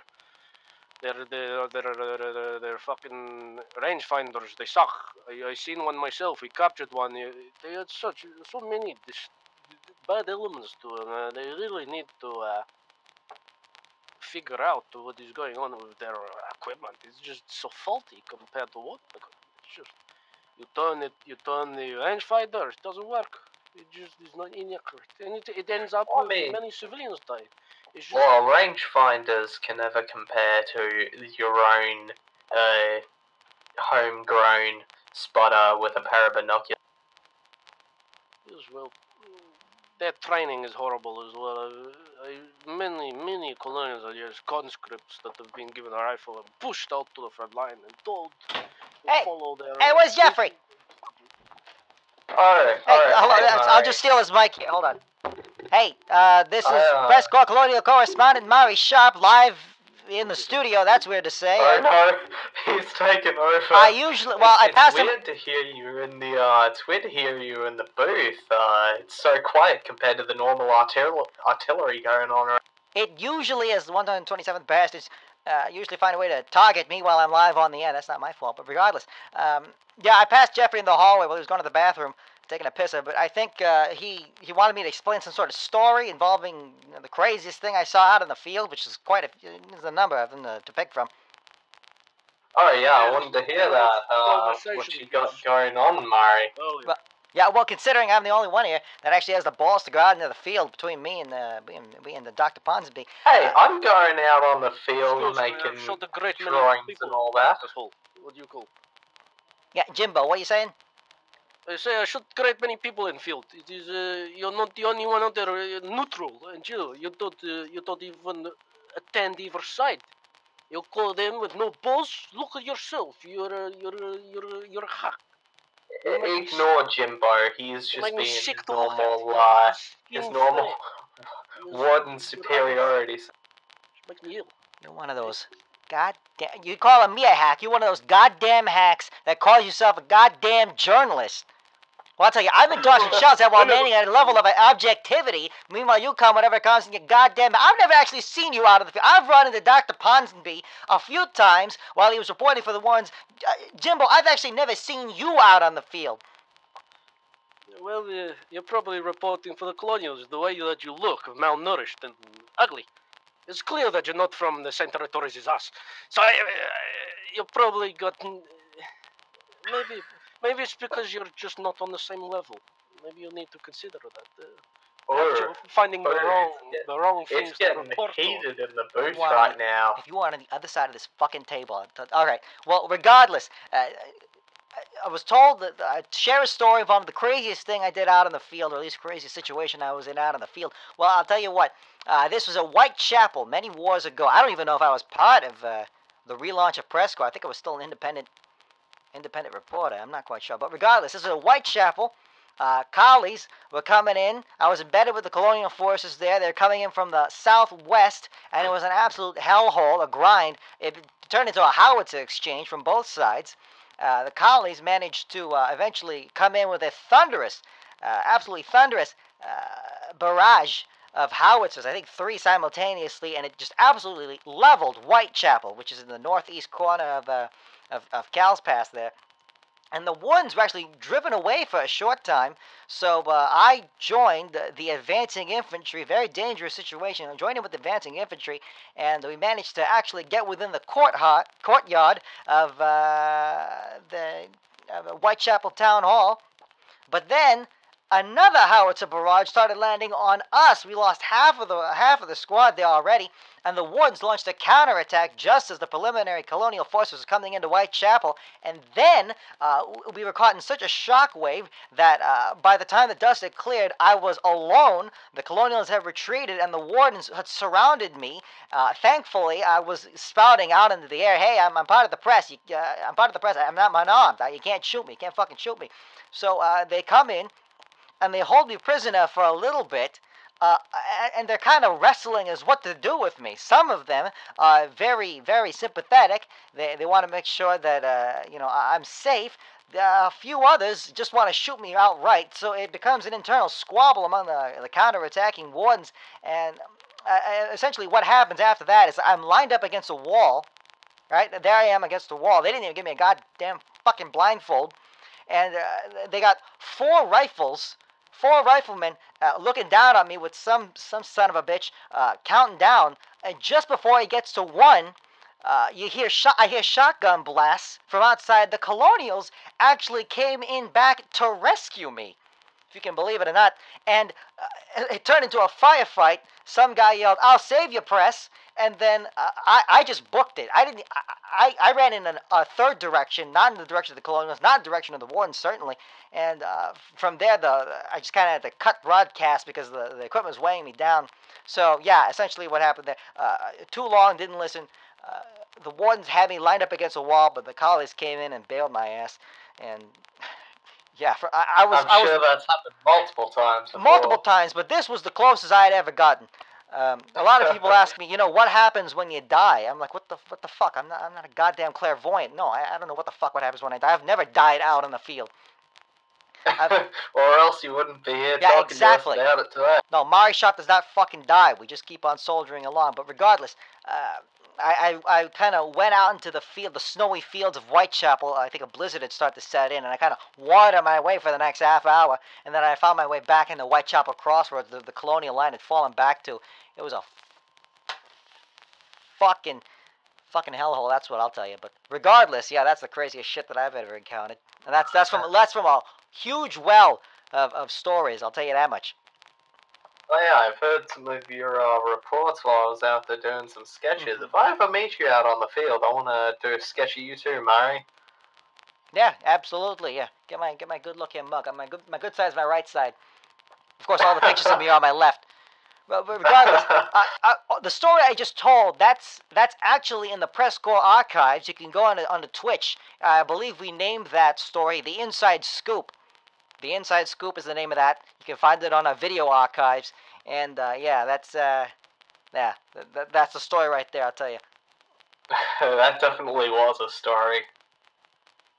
I don't know, Jimbo, you got something out there to tell you on the field? Or you're cooped up in your goddamn studio? Well, I just want to comment on your situation that you're in. Oh, okay. This is, sounds very inaccurate from the way the officer commands have told. Because I've got my own reports, which are 100% true. Can't be wrong. It's checked through so many layers of the Ministry of Information that they just cannot be true. And goes through all those layers of involving any press corps. What most likely occurred was they saw your fucking fucked up face, and they got scared, and they tried to shoot you. Your fucked face. Has anybody told you that your face is fucked? It looks fucked, man. It only looks like that on his left side. It's a fucking horrible face. You know what? They probably mistook you for some sort of fucking creature. I hear there is rumors of a Yeti going around. Maybe that is your fucking problem. Only one I ever heard that one from was from Mrs. Jimbo. I'll tell you that much. Regardless. Oh. Regardless. I don't even know my fucking last name. Well, I don't know. You don't say your goddamn last name. Do you want to fucking know it? Yeah. Well, what's your fucking last name, Commissar? Too bad. Fuck you. You got the ugly face. Don't do it. You fucking hack. Man, I thought we had reporters in here, not 5-year-olds. Yeah, well, this is Dark PressCorps, apparently. I don't know what the fuck I didn't even know this program was coming on. But regardless. Man, I'm looking at the stenographer report here, and it is just a wash of censorship. Yeah, well, I'll take a moment there to thank our live closed captioning. All of our closed captioning is done live here at PressCorps World Headquarters, and they do it live for us. So you may see occasional inaccuracies, but they try to keep it family fucking friendly. Well, where's my fucking money? This is what I want to know. I've been sat there for a fucking hour now. Where is money? I'm not fucking paying you. I'm doing this for goddamn peanut shells. Well, you might be because you're a fucking hack, but you got the real deal here. Stop fucking projecting. I've not seen a fucking penny, man. Fuck, I don't even know what Well, if you are a real warden, you'd be doing it for the sheer honor of serving Callahan. Who the fuck are these people that don't even take a side? This man here, fucking deploying himself in colonials. Look, I want to fucking. I'm embedded with the faction. That's my assignment. All the shit. Probably fucking some spy bastard. Fuck you. I don't know. Anyway, the phone's going off here. You know what? Fuck it. Jeffrey's still I don't know. Does he have fucking constipation? We'll take another goddamn caller here. Hold on. Let me figure this shit out. Hello? Oh, hi. Hey, stop. Hey, you're live on the air here on, what the fuck is it? Zero Dark PressCorps. What, you got any fucking fairy tales to show us? Are you, first of all, are you warden or colonial? I am a warden. God Warden and fucking proud damn it. warden engineer. Are you part of any clan? No, I was going to join a clan. I've thought about it a bit, but I don't know. I haven't really found something that's matched me yet. But I'm an engineer. I enjoy building things. I build a lot of bases around, and I have deadlands and stuff. And I'd like to talk about, like some of the problems that have been going on lately with the war. Well, we have some reinforcements. At the later times of days, we have completely towns that are like undefended from actual real soldiers that aren't really defended by actual warden soldiers, just local defenses, foxholes and bunkers. Mm-hmm. Yeah, and we have these colonial invaders that come. It's just a squad of maybe I don't know how many. They all speak like with foreign symbols and foreign languages that I've never seen. It's not really common language, and they come when these towns are. There's no really real warden soldier in, and they just come and blow up the town. And I'm an engineer, so for me, it really ruins my day because I build all these bases, and it's been a growing problem that's been going on. Hold on. So you're talking about blue on blue fighting? No, not blue on blue. It's colonial. Some colonials they don't speak common language. They speak some kind of Asiatic language. Okay. That they come in the colonies. In the middle of night. Yeah, they have a very vast, vast territory. So probably coming from one of the farther ones. I don't even know. Yeah, I mean, if you hear Jimbo speaking as Seavish, it sounds like he's speaking some alien language. Yeah, but it's more of not Slavic. It's more Asiatic. And they come in the middle of the night and they blow all my defenses up, and I really do not appreciate that. But I've ended up finding a few of them. One time they came in a boat, maybe filled APC filled with just filled to the brim with satchel charges, and they blew up the bridges in Jade Cove, and they did that, and it just made my day a long day of building bridges and building foxholes. And seems like they have an invasion force that is solely dedicated to going up and just blowing up town halls, because as you know, once the town hall falls, all the local defenses kind of just scatter after a couple of hours. But yeah, that's pretty much my story. It's just that we've had a lot of these invasions. We need soldiers at these times of night. At least one or two actual warden soldiers to keep the defenses alive and thriving. So somebody in our editor's notes was pointing something out. We got to give some real credit to our garrison soldiers out there, keeping all of our positions manned 24 hours a day. I'm sure as a builder you can appreciate their hard work. Yeah, that's what happens. But the thing is as soon as they break our town hall, all the garrison soldiers just leave, and it happens. You need a soldier that's not garrisoned in there. That's what I'm trying to tell Well, it's like Jimbo. Once he doesn't get any payment, he's just out of there. Yeah, that's been a problem because we've had these men that come with smoke grenades, so the garrison soldiers can't see them. They come right past the defenses and blow them all up. And I've killed quite a few because I'm sitting there building, and they'll just come to a random town that's undefended, and it's been annoying. It's been a very annoying tactic, as I'd say. But we need, Apparently an effective one, though. yeah, it's very effective, and we need more defenses. As the wardens, that's what I'm coming out here to call. Just make sure we have more people defending these towns at the later I don't times. know, with the outcome of the last few wars, it seems the Wardens are doing pretty fine for themselves. Yeah, I understand that, but it's just I build these massive defenses and these bunker walls, spending all day with these concrete, and then I have someone come blow them up. Oh yeah, it's got to be very frustrating. Sleeping. It's very frustrating. All right, so Stump, you're calling for what? Some more troops, more regulars to come in the middle of the night and just kind of hold position there. So I don't think there's a lot of troops out there who'll be very happy just kind of sitting tight on one location for very long. You kind of have to give them something to do. So tell me. Well, I mean, what? Yeah, go ahead.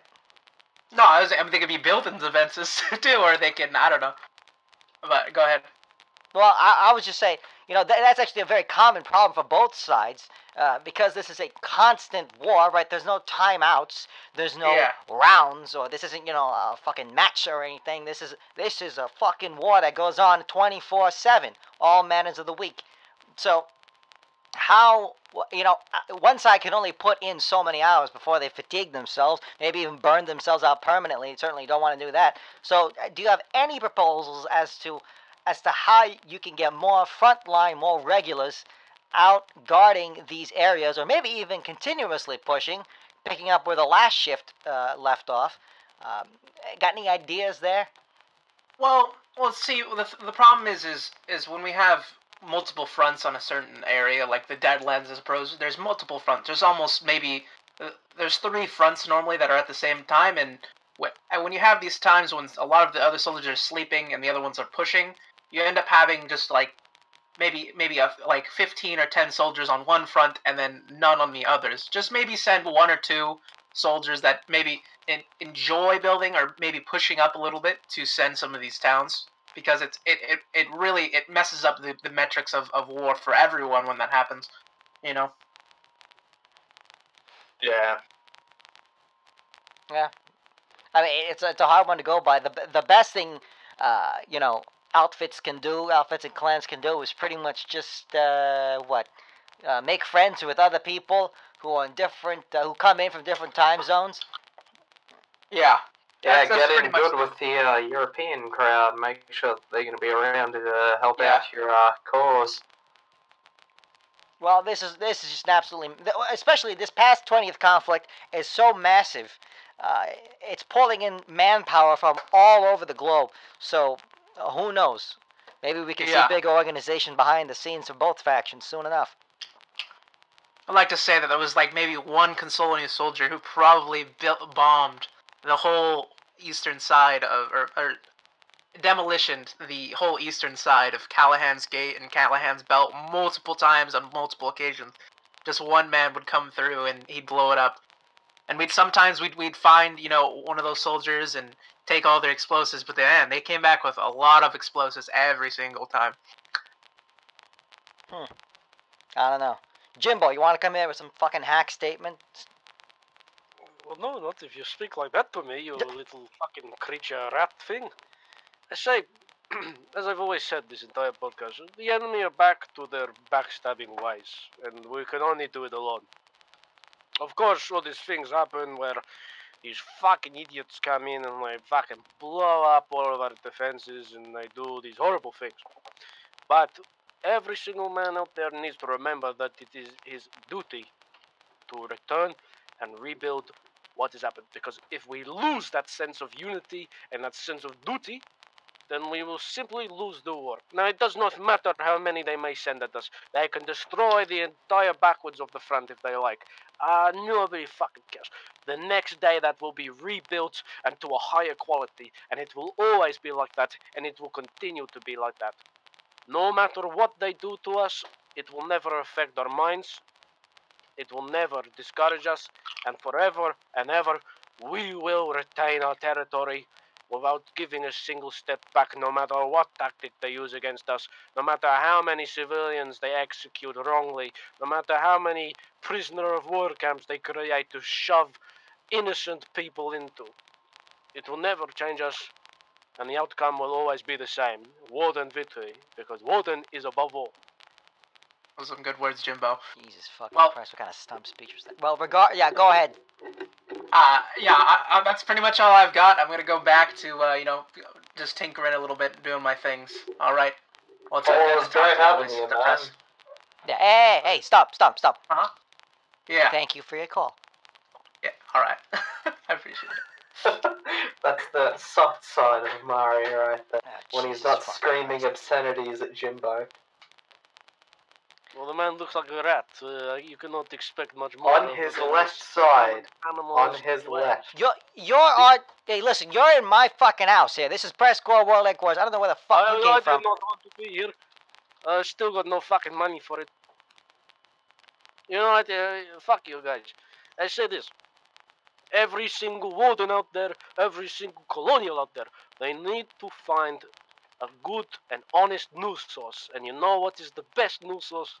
It is Warden Press. Warden Press and the Eternal Truth. One of the best newspaper and magazine outlets out there. You want to find yourself into the Warden Press?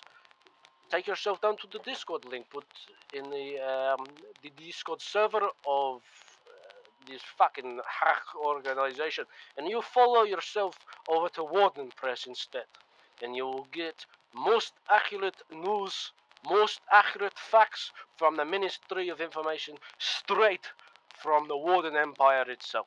Okay, I don't know And what. just to keep things a bit more balanced here, if you do want to follow the Colonial Press, there is also a link to that channel in the PressCorps Discord as well. So you can head over there to get to that channel as well. I don't know why you'd want to, but sure. Look, I don't know. I don't know where Geoffrey finds you guys, but regardless, well, first of all, hold on. It's my boys from Gas here. I was about to say- Shax and Heimdall are raiding us. Thank you, Gas guy. He's just coming in. Thank you so much for all your fucking views, all your rating and whatnot. I don't know what the hell they call it on Twitch here, but regardless, thank you so much. We duly appreciate it. Steal a line from Geoffrey, and yeah. GAS representing in this stream. Actually, is Gas still? Are you gonna stay warden for this? This Yeah, coming we conflict? have one more. We have one more conflict as warden, and then we'll be heading back over to the colonial side, as far as I'm aware. I feel bad because the ceasefire is still in effect, and there's a sliver of chance that they may actually sign a treaty. But to be honest with you, I don't think they are. I think we're gonna see a 21st conflict. Yeah, most likely. The last 21s, the last 20 ceasefires have not lasted, so I don't see why another would be permanent. These ceasefires are simply for the warden to allow colonials to collect their wounded, to sort of help themselves to supporting any injured soldiers they have. Because sometimes we can't save everybody. It's a horrible task. And we allow these ceasefires just to simply let the colonials sort of get their breath back lightly, just so they can help their injured guys, because it's very sad to see these poor children that get shot when they've gotten fucked by the colonial uncaring government that they have there, or whatever bullshit organization sends all these poor men to their deaths. It's just horrible, and I'm so glad that our own government is so progressive and helpful to these poor people, despite them being on the wrong side of the border. This is propaganda, by the way. This is straight up propaganda. This is not how actual news works. Hey, for all my guest people, and you guys head into the general voice chat and the PressCorps channel, so you can hop in here and talk about whatever it is you want to talk. Let's counteract Jimbo's propaganda with our own. Isn't Gas warden? Yeah, but still. What does it matter as long as it's pissing off Jimbo? God, all the collies asleep? I know, right? I am infallible. Well, at least now we have one collie in here, even if he is the one present. I'm not even a fucking colonial. I'm part of the press corps. That's it. I'm just You look embedded like with the one, collies. you rat fuck. I mean, that's What the is best your we can get right now. If that's the only person representing anything slightly colonial, then that's a problem. Hey, look, I actually have records, verifying me being out on the field, being out there, actually reporting on the actual news that happens out here in Siva. Commissar Jimbo, where the hell's your broadcast been for the past, I don't know how many fucking years? Hey, I'd like to add, can somebody get a Discord link in the chat for those guys who are trying to join? Well, you can go down to the link below. Just scroll down on the Twitch fucking window. There you go. Access the thing that says Discord. Panels, thank you, Shax. Sorry for interrupting you there. It's very fucking amazing how quickly these messages get sent to us. It is surprising. I've never seen even the letters don't come this fast. Well, I mean, with the amazing developing technology in radios, it's insane how quickly they can be transcribed upon hearing. It's a fast goddamn wire service because we actually hook ourselves up. Useless technology. We should be developing weapons for the water for some shit. Again, once you people to run this fucking bullshit, it is useless. Again, if you guys want to join in, just hop into the general voice channel and we'll bring you in here on call. All of the accurate information comes from the warner side. I mean, you got these neutrals here, and they just invent all this shit. Let's talk about the neutrals. Let's talk about the neutrals real quick, and we'll get to the next caller because I think someone just called in. What's your take on neutrals? Those who switch factions every freaking conflict, huh? What's your take on them? Our clan doesn't switch every conflict. It's every 3, but it allows for us to get an equal view of both sides so that we can get a full story on what's going on. So I think Heimdall or Shax can give you a better summary of what that's.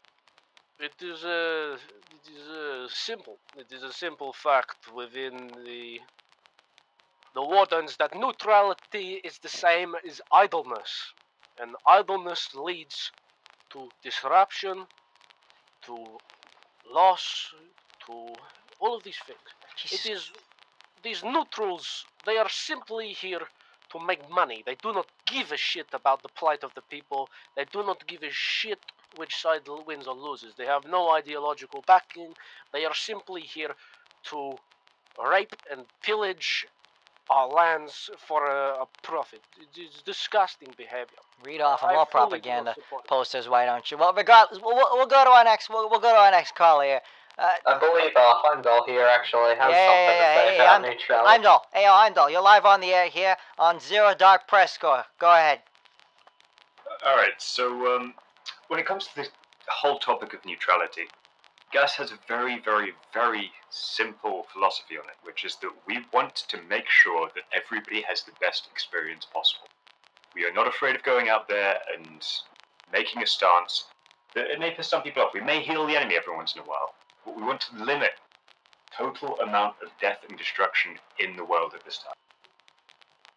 By your activities of supporting both sides, you have took your hand, placed it in the middle, and thus created further conflict.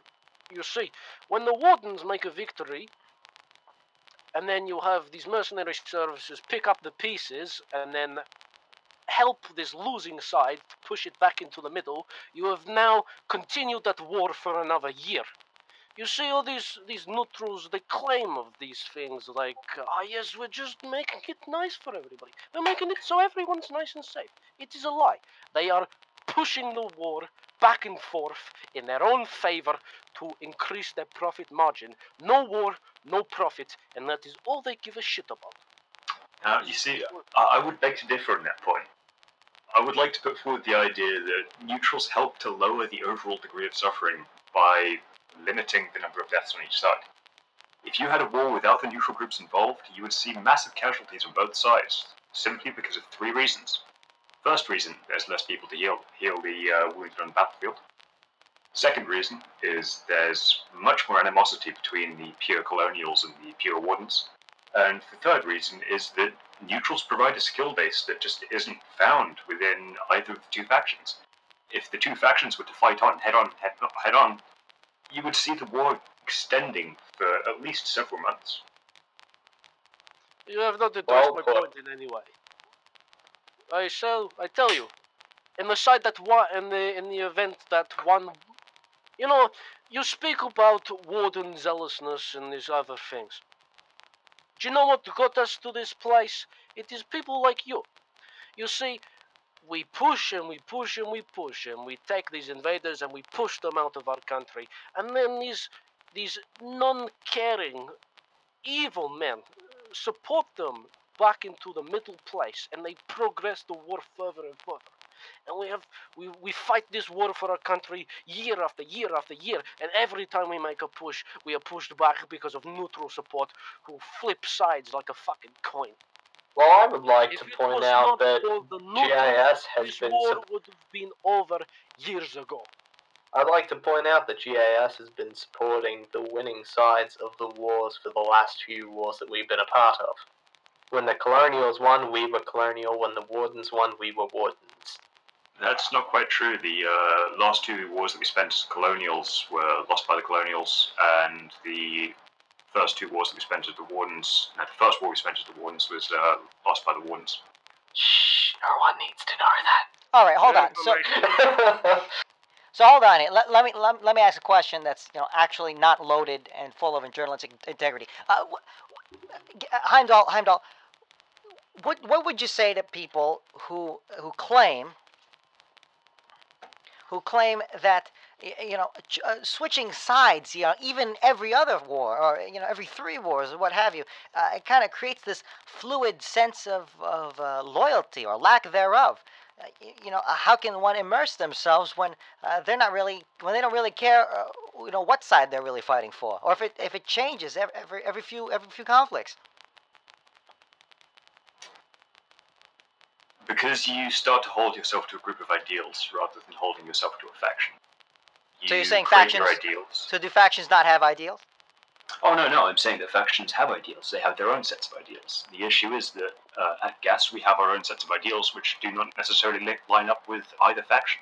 No. That's why we choose the middle ground route, which allows us to pick and choose the ideals from each faction while still holding true to our own personal integrity. Well, I don't know. Jimbo, what do you say to that? This is simply incorrect. These people, they come, they make money, and they leave. They could not give a shit about what happens with the people involved in this war. But Well, you could say the same thing to the Messians. They didn't give a shit about the Velians when they decided to launch their foolish attack into Suba. it is a disgusting point. Well, regardless, I will not comment on it. I'm going to spice things up a little bit here. Let's bring back Patman Oma. Heimdall, stay on the line. We're going to go to another call. Yeah. Patman, you're live on the air. Oh, wait, yes, hi. Hi. Okay, yeah, Patman Oma, PressCorps, Zero Dark PressCorps resident young buck. What do you have to say on the topic of neutrality? I have to say that on neutrality, my views don't grow much. I consider them people who just switch sides and okay, well, this side won this time. That side, I want to try this side. I want to get a different experience. I want to know how it feels to be a colonial, for example. Let's say you were a warden last round. You want to know how it feels to be a colonial. So you be a warden on the skirmishes, and then you be a warden the next World Conquest, so on, so on. But that isn't there this kind of fluid sense of who you're fighting for? Heimdall claims. Actually, Heimdall, what did you claim? You said it was for the good of whatever. Yes, it's for the good of both sides. It's to ensure that the war lasts as short a time as possible and as many lives are saved in that time as possible. Patman, do you agree with that? No, not really. I just think neutrals are people who just want to go side to side, just hoping for different experiences. I like them. No, sometimes I despise them. Sometimes I hate them. Some would argue that they're spies, but Well, yeah, that's a whole other topic that we won't get into. Yeah, we're not going to get into traitors, but I mean, if I can just address that point really quickly on behalf of the neutral community, we are the single foxhole community that is most against spying out of all of the factions, simply because of how bad a name it gives us.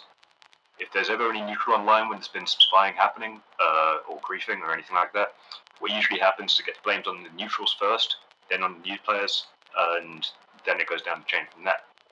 I mean, I've even been the victim of spy controversy when people have accused me of it simply for my own press-reported activities, just because they think as a neutral, I'm spying on. Exactly. And essentially, we're trying to break that idea that neutral's the cause of spying by trying to report spying wherever we can.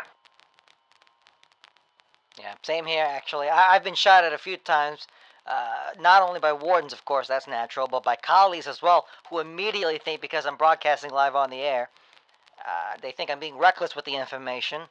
It's an audio-only broadcast, so I'm not even showing anything, but still they shoot at me first thinking I'm spilling the beans on something. I don't know. It's just the sort of thing you have to live with when you go either neutral or you're reporting for the press, which in our cases are both.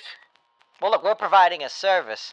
I don't know what, kind of dogs of war that these mercenaries kind of flip back and forth to. I mean, that's one way to put them, mercenaries. Well, except we don't fight for any monetary gain or anything like that. We fight for the benefit of all peoples involved. Soldiers of good fortune? I guess that's a way that you could put it.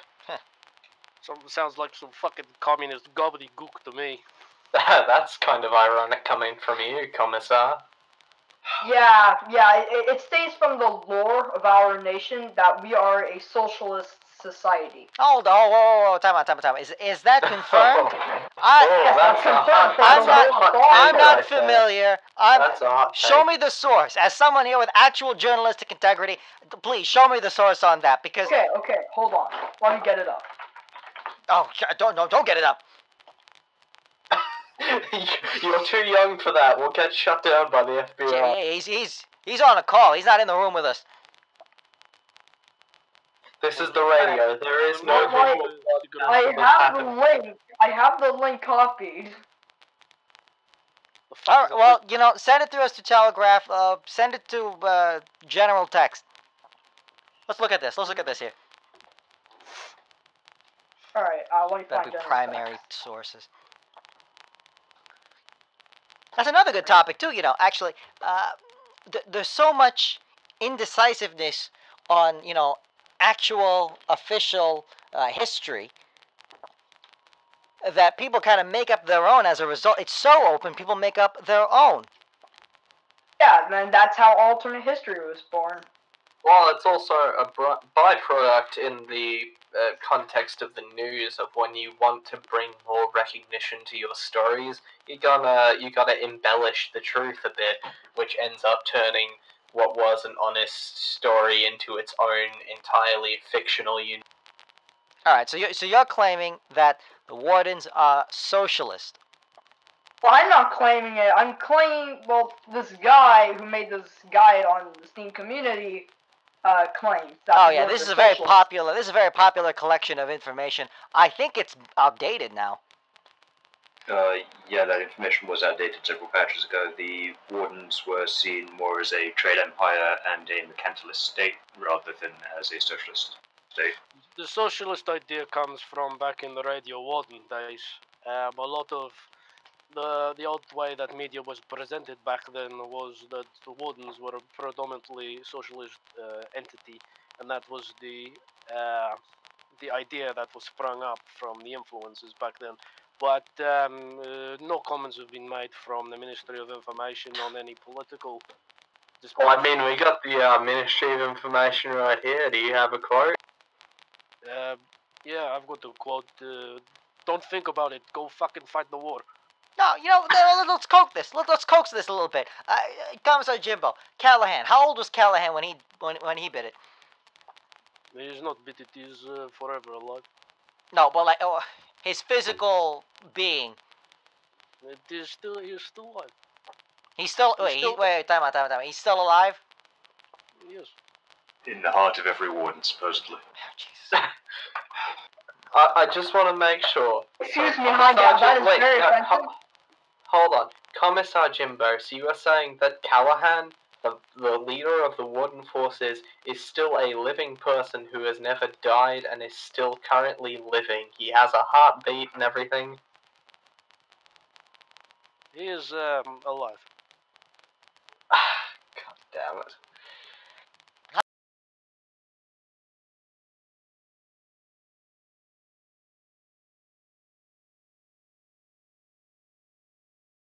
All right. For a journalist, you've not looked much into it, it seems. Okay. Well. I mean, we try and stick to reliable sources. This has been going on too. Go ahead. Yeah, I was going to say, the sources that I've seen have said that Callahan, well, he must have been about 60 when he died, and that he died several hundred years before the current war started. Yeah, that sounds plausible.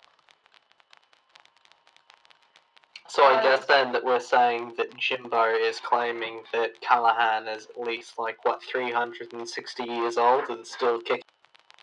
At least, I mean, there's no solid record of how long these wars have been going on for. We know that from the recorded record of current wars, they've been going on for, I reckon, about 25 years now. But these wars have been going on for so long, I don't think we even know what Callahan sounded like. I mean, there wasn't even the technology for it at the time. Also possible. We didn't have radios back then when Callahan was alive. We had carrier pigeons. I mean, we might have had telegraphs at the time of his death, but even that's iffy because we don't have a specific date. From what we can tell, they were fighting with pikes and swords, so, Okay, then we definitely wouldn't have telegraphs. Good to know. We don't know how much changed over Callahan's life. We know that he introduced a very large amount of technology and culture into the Warden Empire, or rather the Deceivish Empire. He was the founder of the Wardens, who are the modern-day military for the Deceivish Empire. And he fought against the mountain tribes, who potentially could have formed the nation of Dick Nevin, but that detail has been lost to history, sadly. A lot of things have been lost to history in this world. Indeed they have. Yeah, and I really appreciate it that people don't just make up their own history, right, Jimbo? Ooh, a little jab there, huh? You will have no idea of the history of the Wardens because you're simply not from our country. You have no access to any official archives, and most of the facts that are brought forward are rumors at best. Jesus. Alright, well, you know what? Fuck this and fuck you. Geoffrey's been outside, actually. He's done with his fucking smoke break. So, you know what? You continue on with your little tea party, Jimbo. So, yeah. This is Mari Sharp signing the fuck off. Alright, see you, Mari. What a disgusting-looking creature man That was. happened. Well, I guess now it's just a matter of time until Geoffrey gets back in here. Fucking give me a cigarette. What in the hell were you all talking about? Geoffrey just cursing out Jimbo for a good 45 minutes straight, I believe. Hey, where's my fucking money? I've been sat there for about an hour. I've gone over We never agreed to pay you. I've gone over the... What you mean not agreed to pay me? We were never going to pay you for this. We agreed upon this before. Didn't do a good. You know what? Fuck you. I'm getting out of here. I believe we have the agreement in writing, correct? You can justify the actions of mercenaries all fucking day, but you know what? I'm leaving.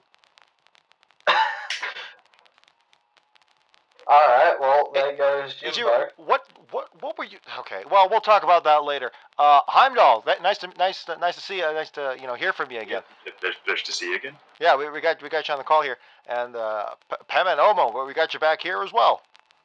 Yeah. All right, well, I And think got we're getting close to closing out, but Heimdall, you're warden, right? Yeah. The electricity can't hold this for much longer, Well, so we'll. Electric in the air, at least. But Heimdall, you're a warden. Is that correct? Yes, this is our last war of the wardens before we switch back to. Yeah, he's neutral. Switch. Okay, so neutrality. Let's talk about that for a bit. Have you talked about that? We did talk about neutrality. Well, then it diverted to the lore foxhole. So yeah, we could continue that discussion. The history of the foxhole war. Well, there's actually this kind of document. I think it's on Steam. I put it in the stream link chat. You all should go check it out.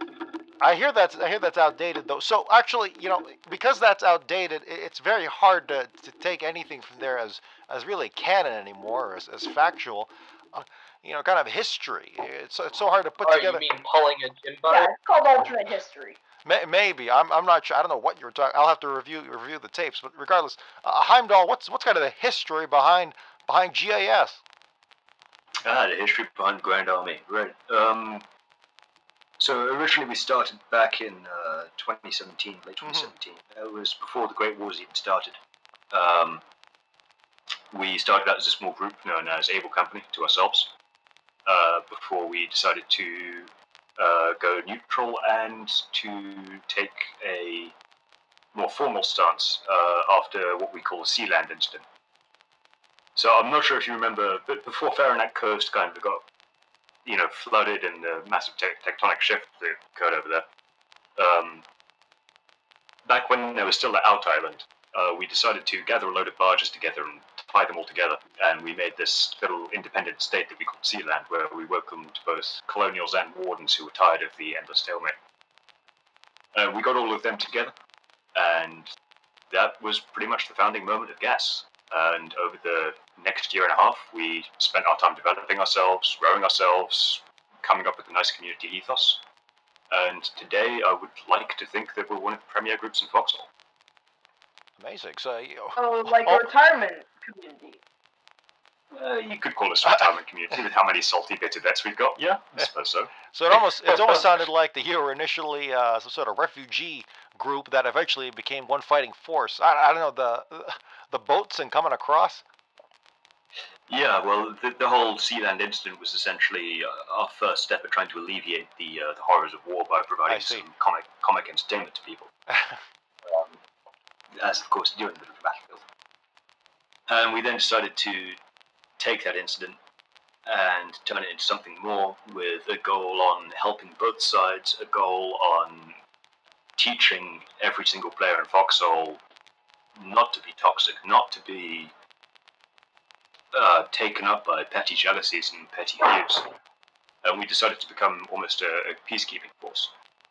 Over time that has evolved so that we've become more of a direct combat, essentially battalion, but we still have our roots in logistics, we still have our roots in partisan work as well, and we do go back to those from time to time. Amazing. I just absolutely love hearing the history behind the various outfits and groups here involved in the Foxhole War, no matter where they come from. I love hearing these stories. Thank you so much. No worries. Thank you for having me. Well, we've been having a bit of a long run here. Well, first of all, thank you to our callers here, Heimdall and Patman Oma. How do you say your name? Pamanoma. Pamanoma. All right. Thank you so much for your call. Duly appreciate it. No problem. Oh, wait, I have another engineering request. Oh, God damn it, I'm not getting paid enough for this. All right. Thank you, Heimdall. Thank you. All right. Well, In any case, I think we're going to close out this broadcast. This has been the very first episode of Zero Dark PressCorps, taking place after the 20th conflict, certainly the largest one so far. We got down and dirty with a lot of the stories and a lot of the facts that came out of that conflict. Harrowing indeed. I'd like to thank my featured guest, Commissar Jimbo, who left the studio. I'm not sure why, and also, of course, our faithful, sidekick here for this program, Ijiro Sakuga. Thank you so much. Thank you for having me. Yeah, and I guess I'll give you both thanks there for you as well. Yeah, it was a pleasure being on. Keep on drawing. Actually, why don't you share out in the general text, or also the Twitch chat there as well, your broadcast where you show people how to art. I sure will. It is posted in the chat now. If you want to head over to there, twitch.tv/SakugaEijiro. I do regular streams of myself doing art. If you want to stop by and just say hello.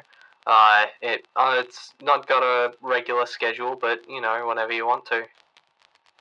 Yeah, absolutely. Yeah, some very interesting Far East art, keeping the tradition alive. I duly appreciate it.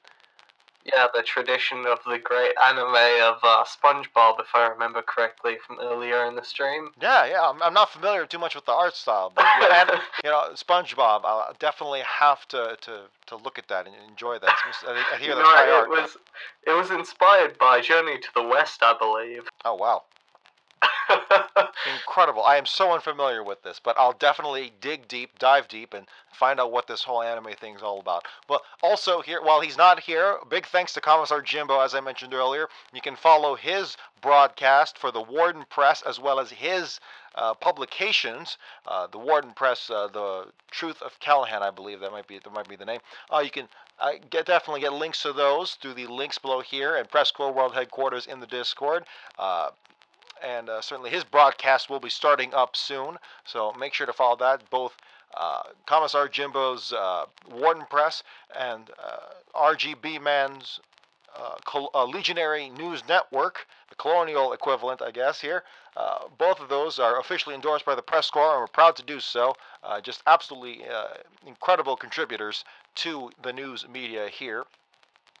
And the news wire will be opening up soon, possibly for a possible 21st conflict. If treaty talks break down, we'll make sure to keep those in tune as well. And I alluded to earlier at the very start of the broadcast, but Rocket Watch, that's our latest program here, Rocket Watch, that goes over all the information pertaining to the ballistic rocket superweapons that get launched. You can find out the breaking news that happens there, because people are scrambling for information on who did what and what was targeted where, and it may not be easy to get those, but we are due diligent in trying to find that information. Well, with all that having been said, thank you so much for all those who listened, all those who rebroadcast, and all those certainly who follow and spread the word about Zero Dark PressCorps, or just the PressCorps in general. I've gone on long enough, but again, thank you so much. For Zero Dark PressCorps, I'm your host, Geoffrey Jennings. Good night. This has been a presentation of the PressCorps. Foxhole Flash is hosted by PressCorps Chief Editor Geoffrey Jennings. Maury Sharp is the colonial correspondent. Dr. Oliver Boland Ponsonby Esquire is the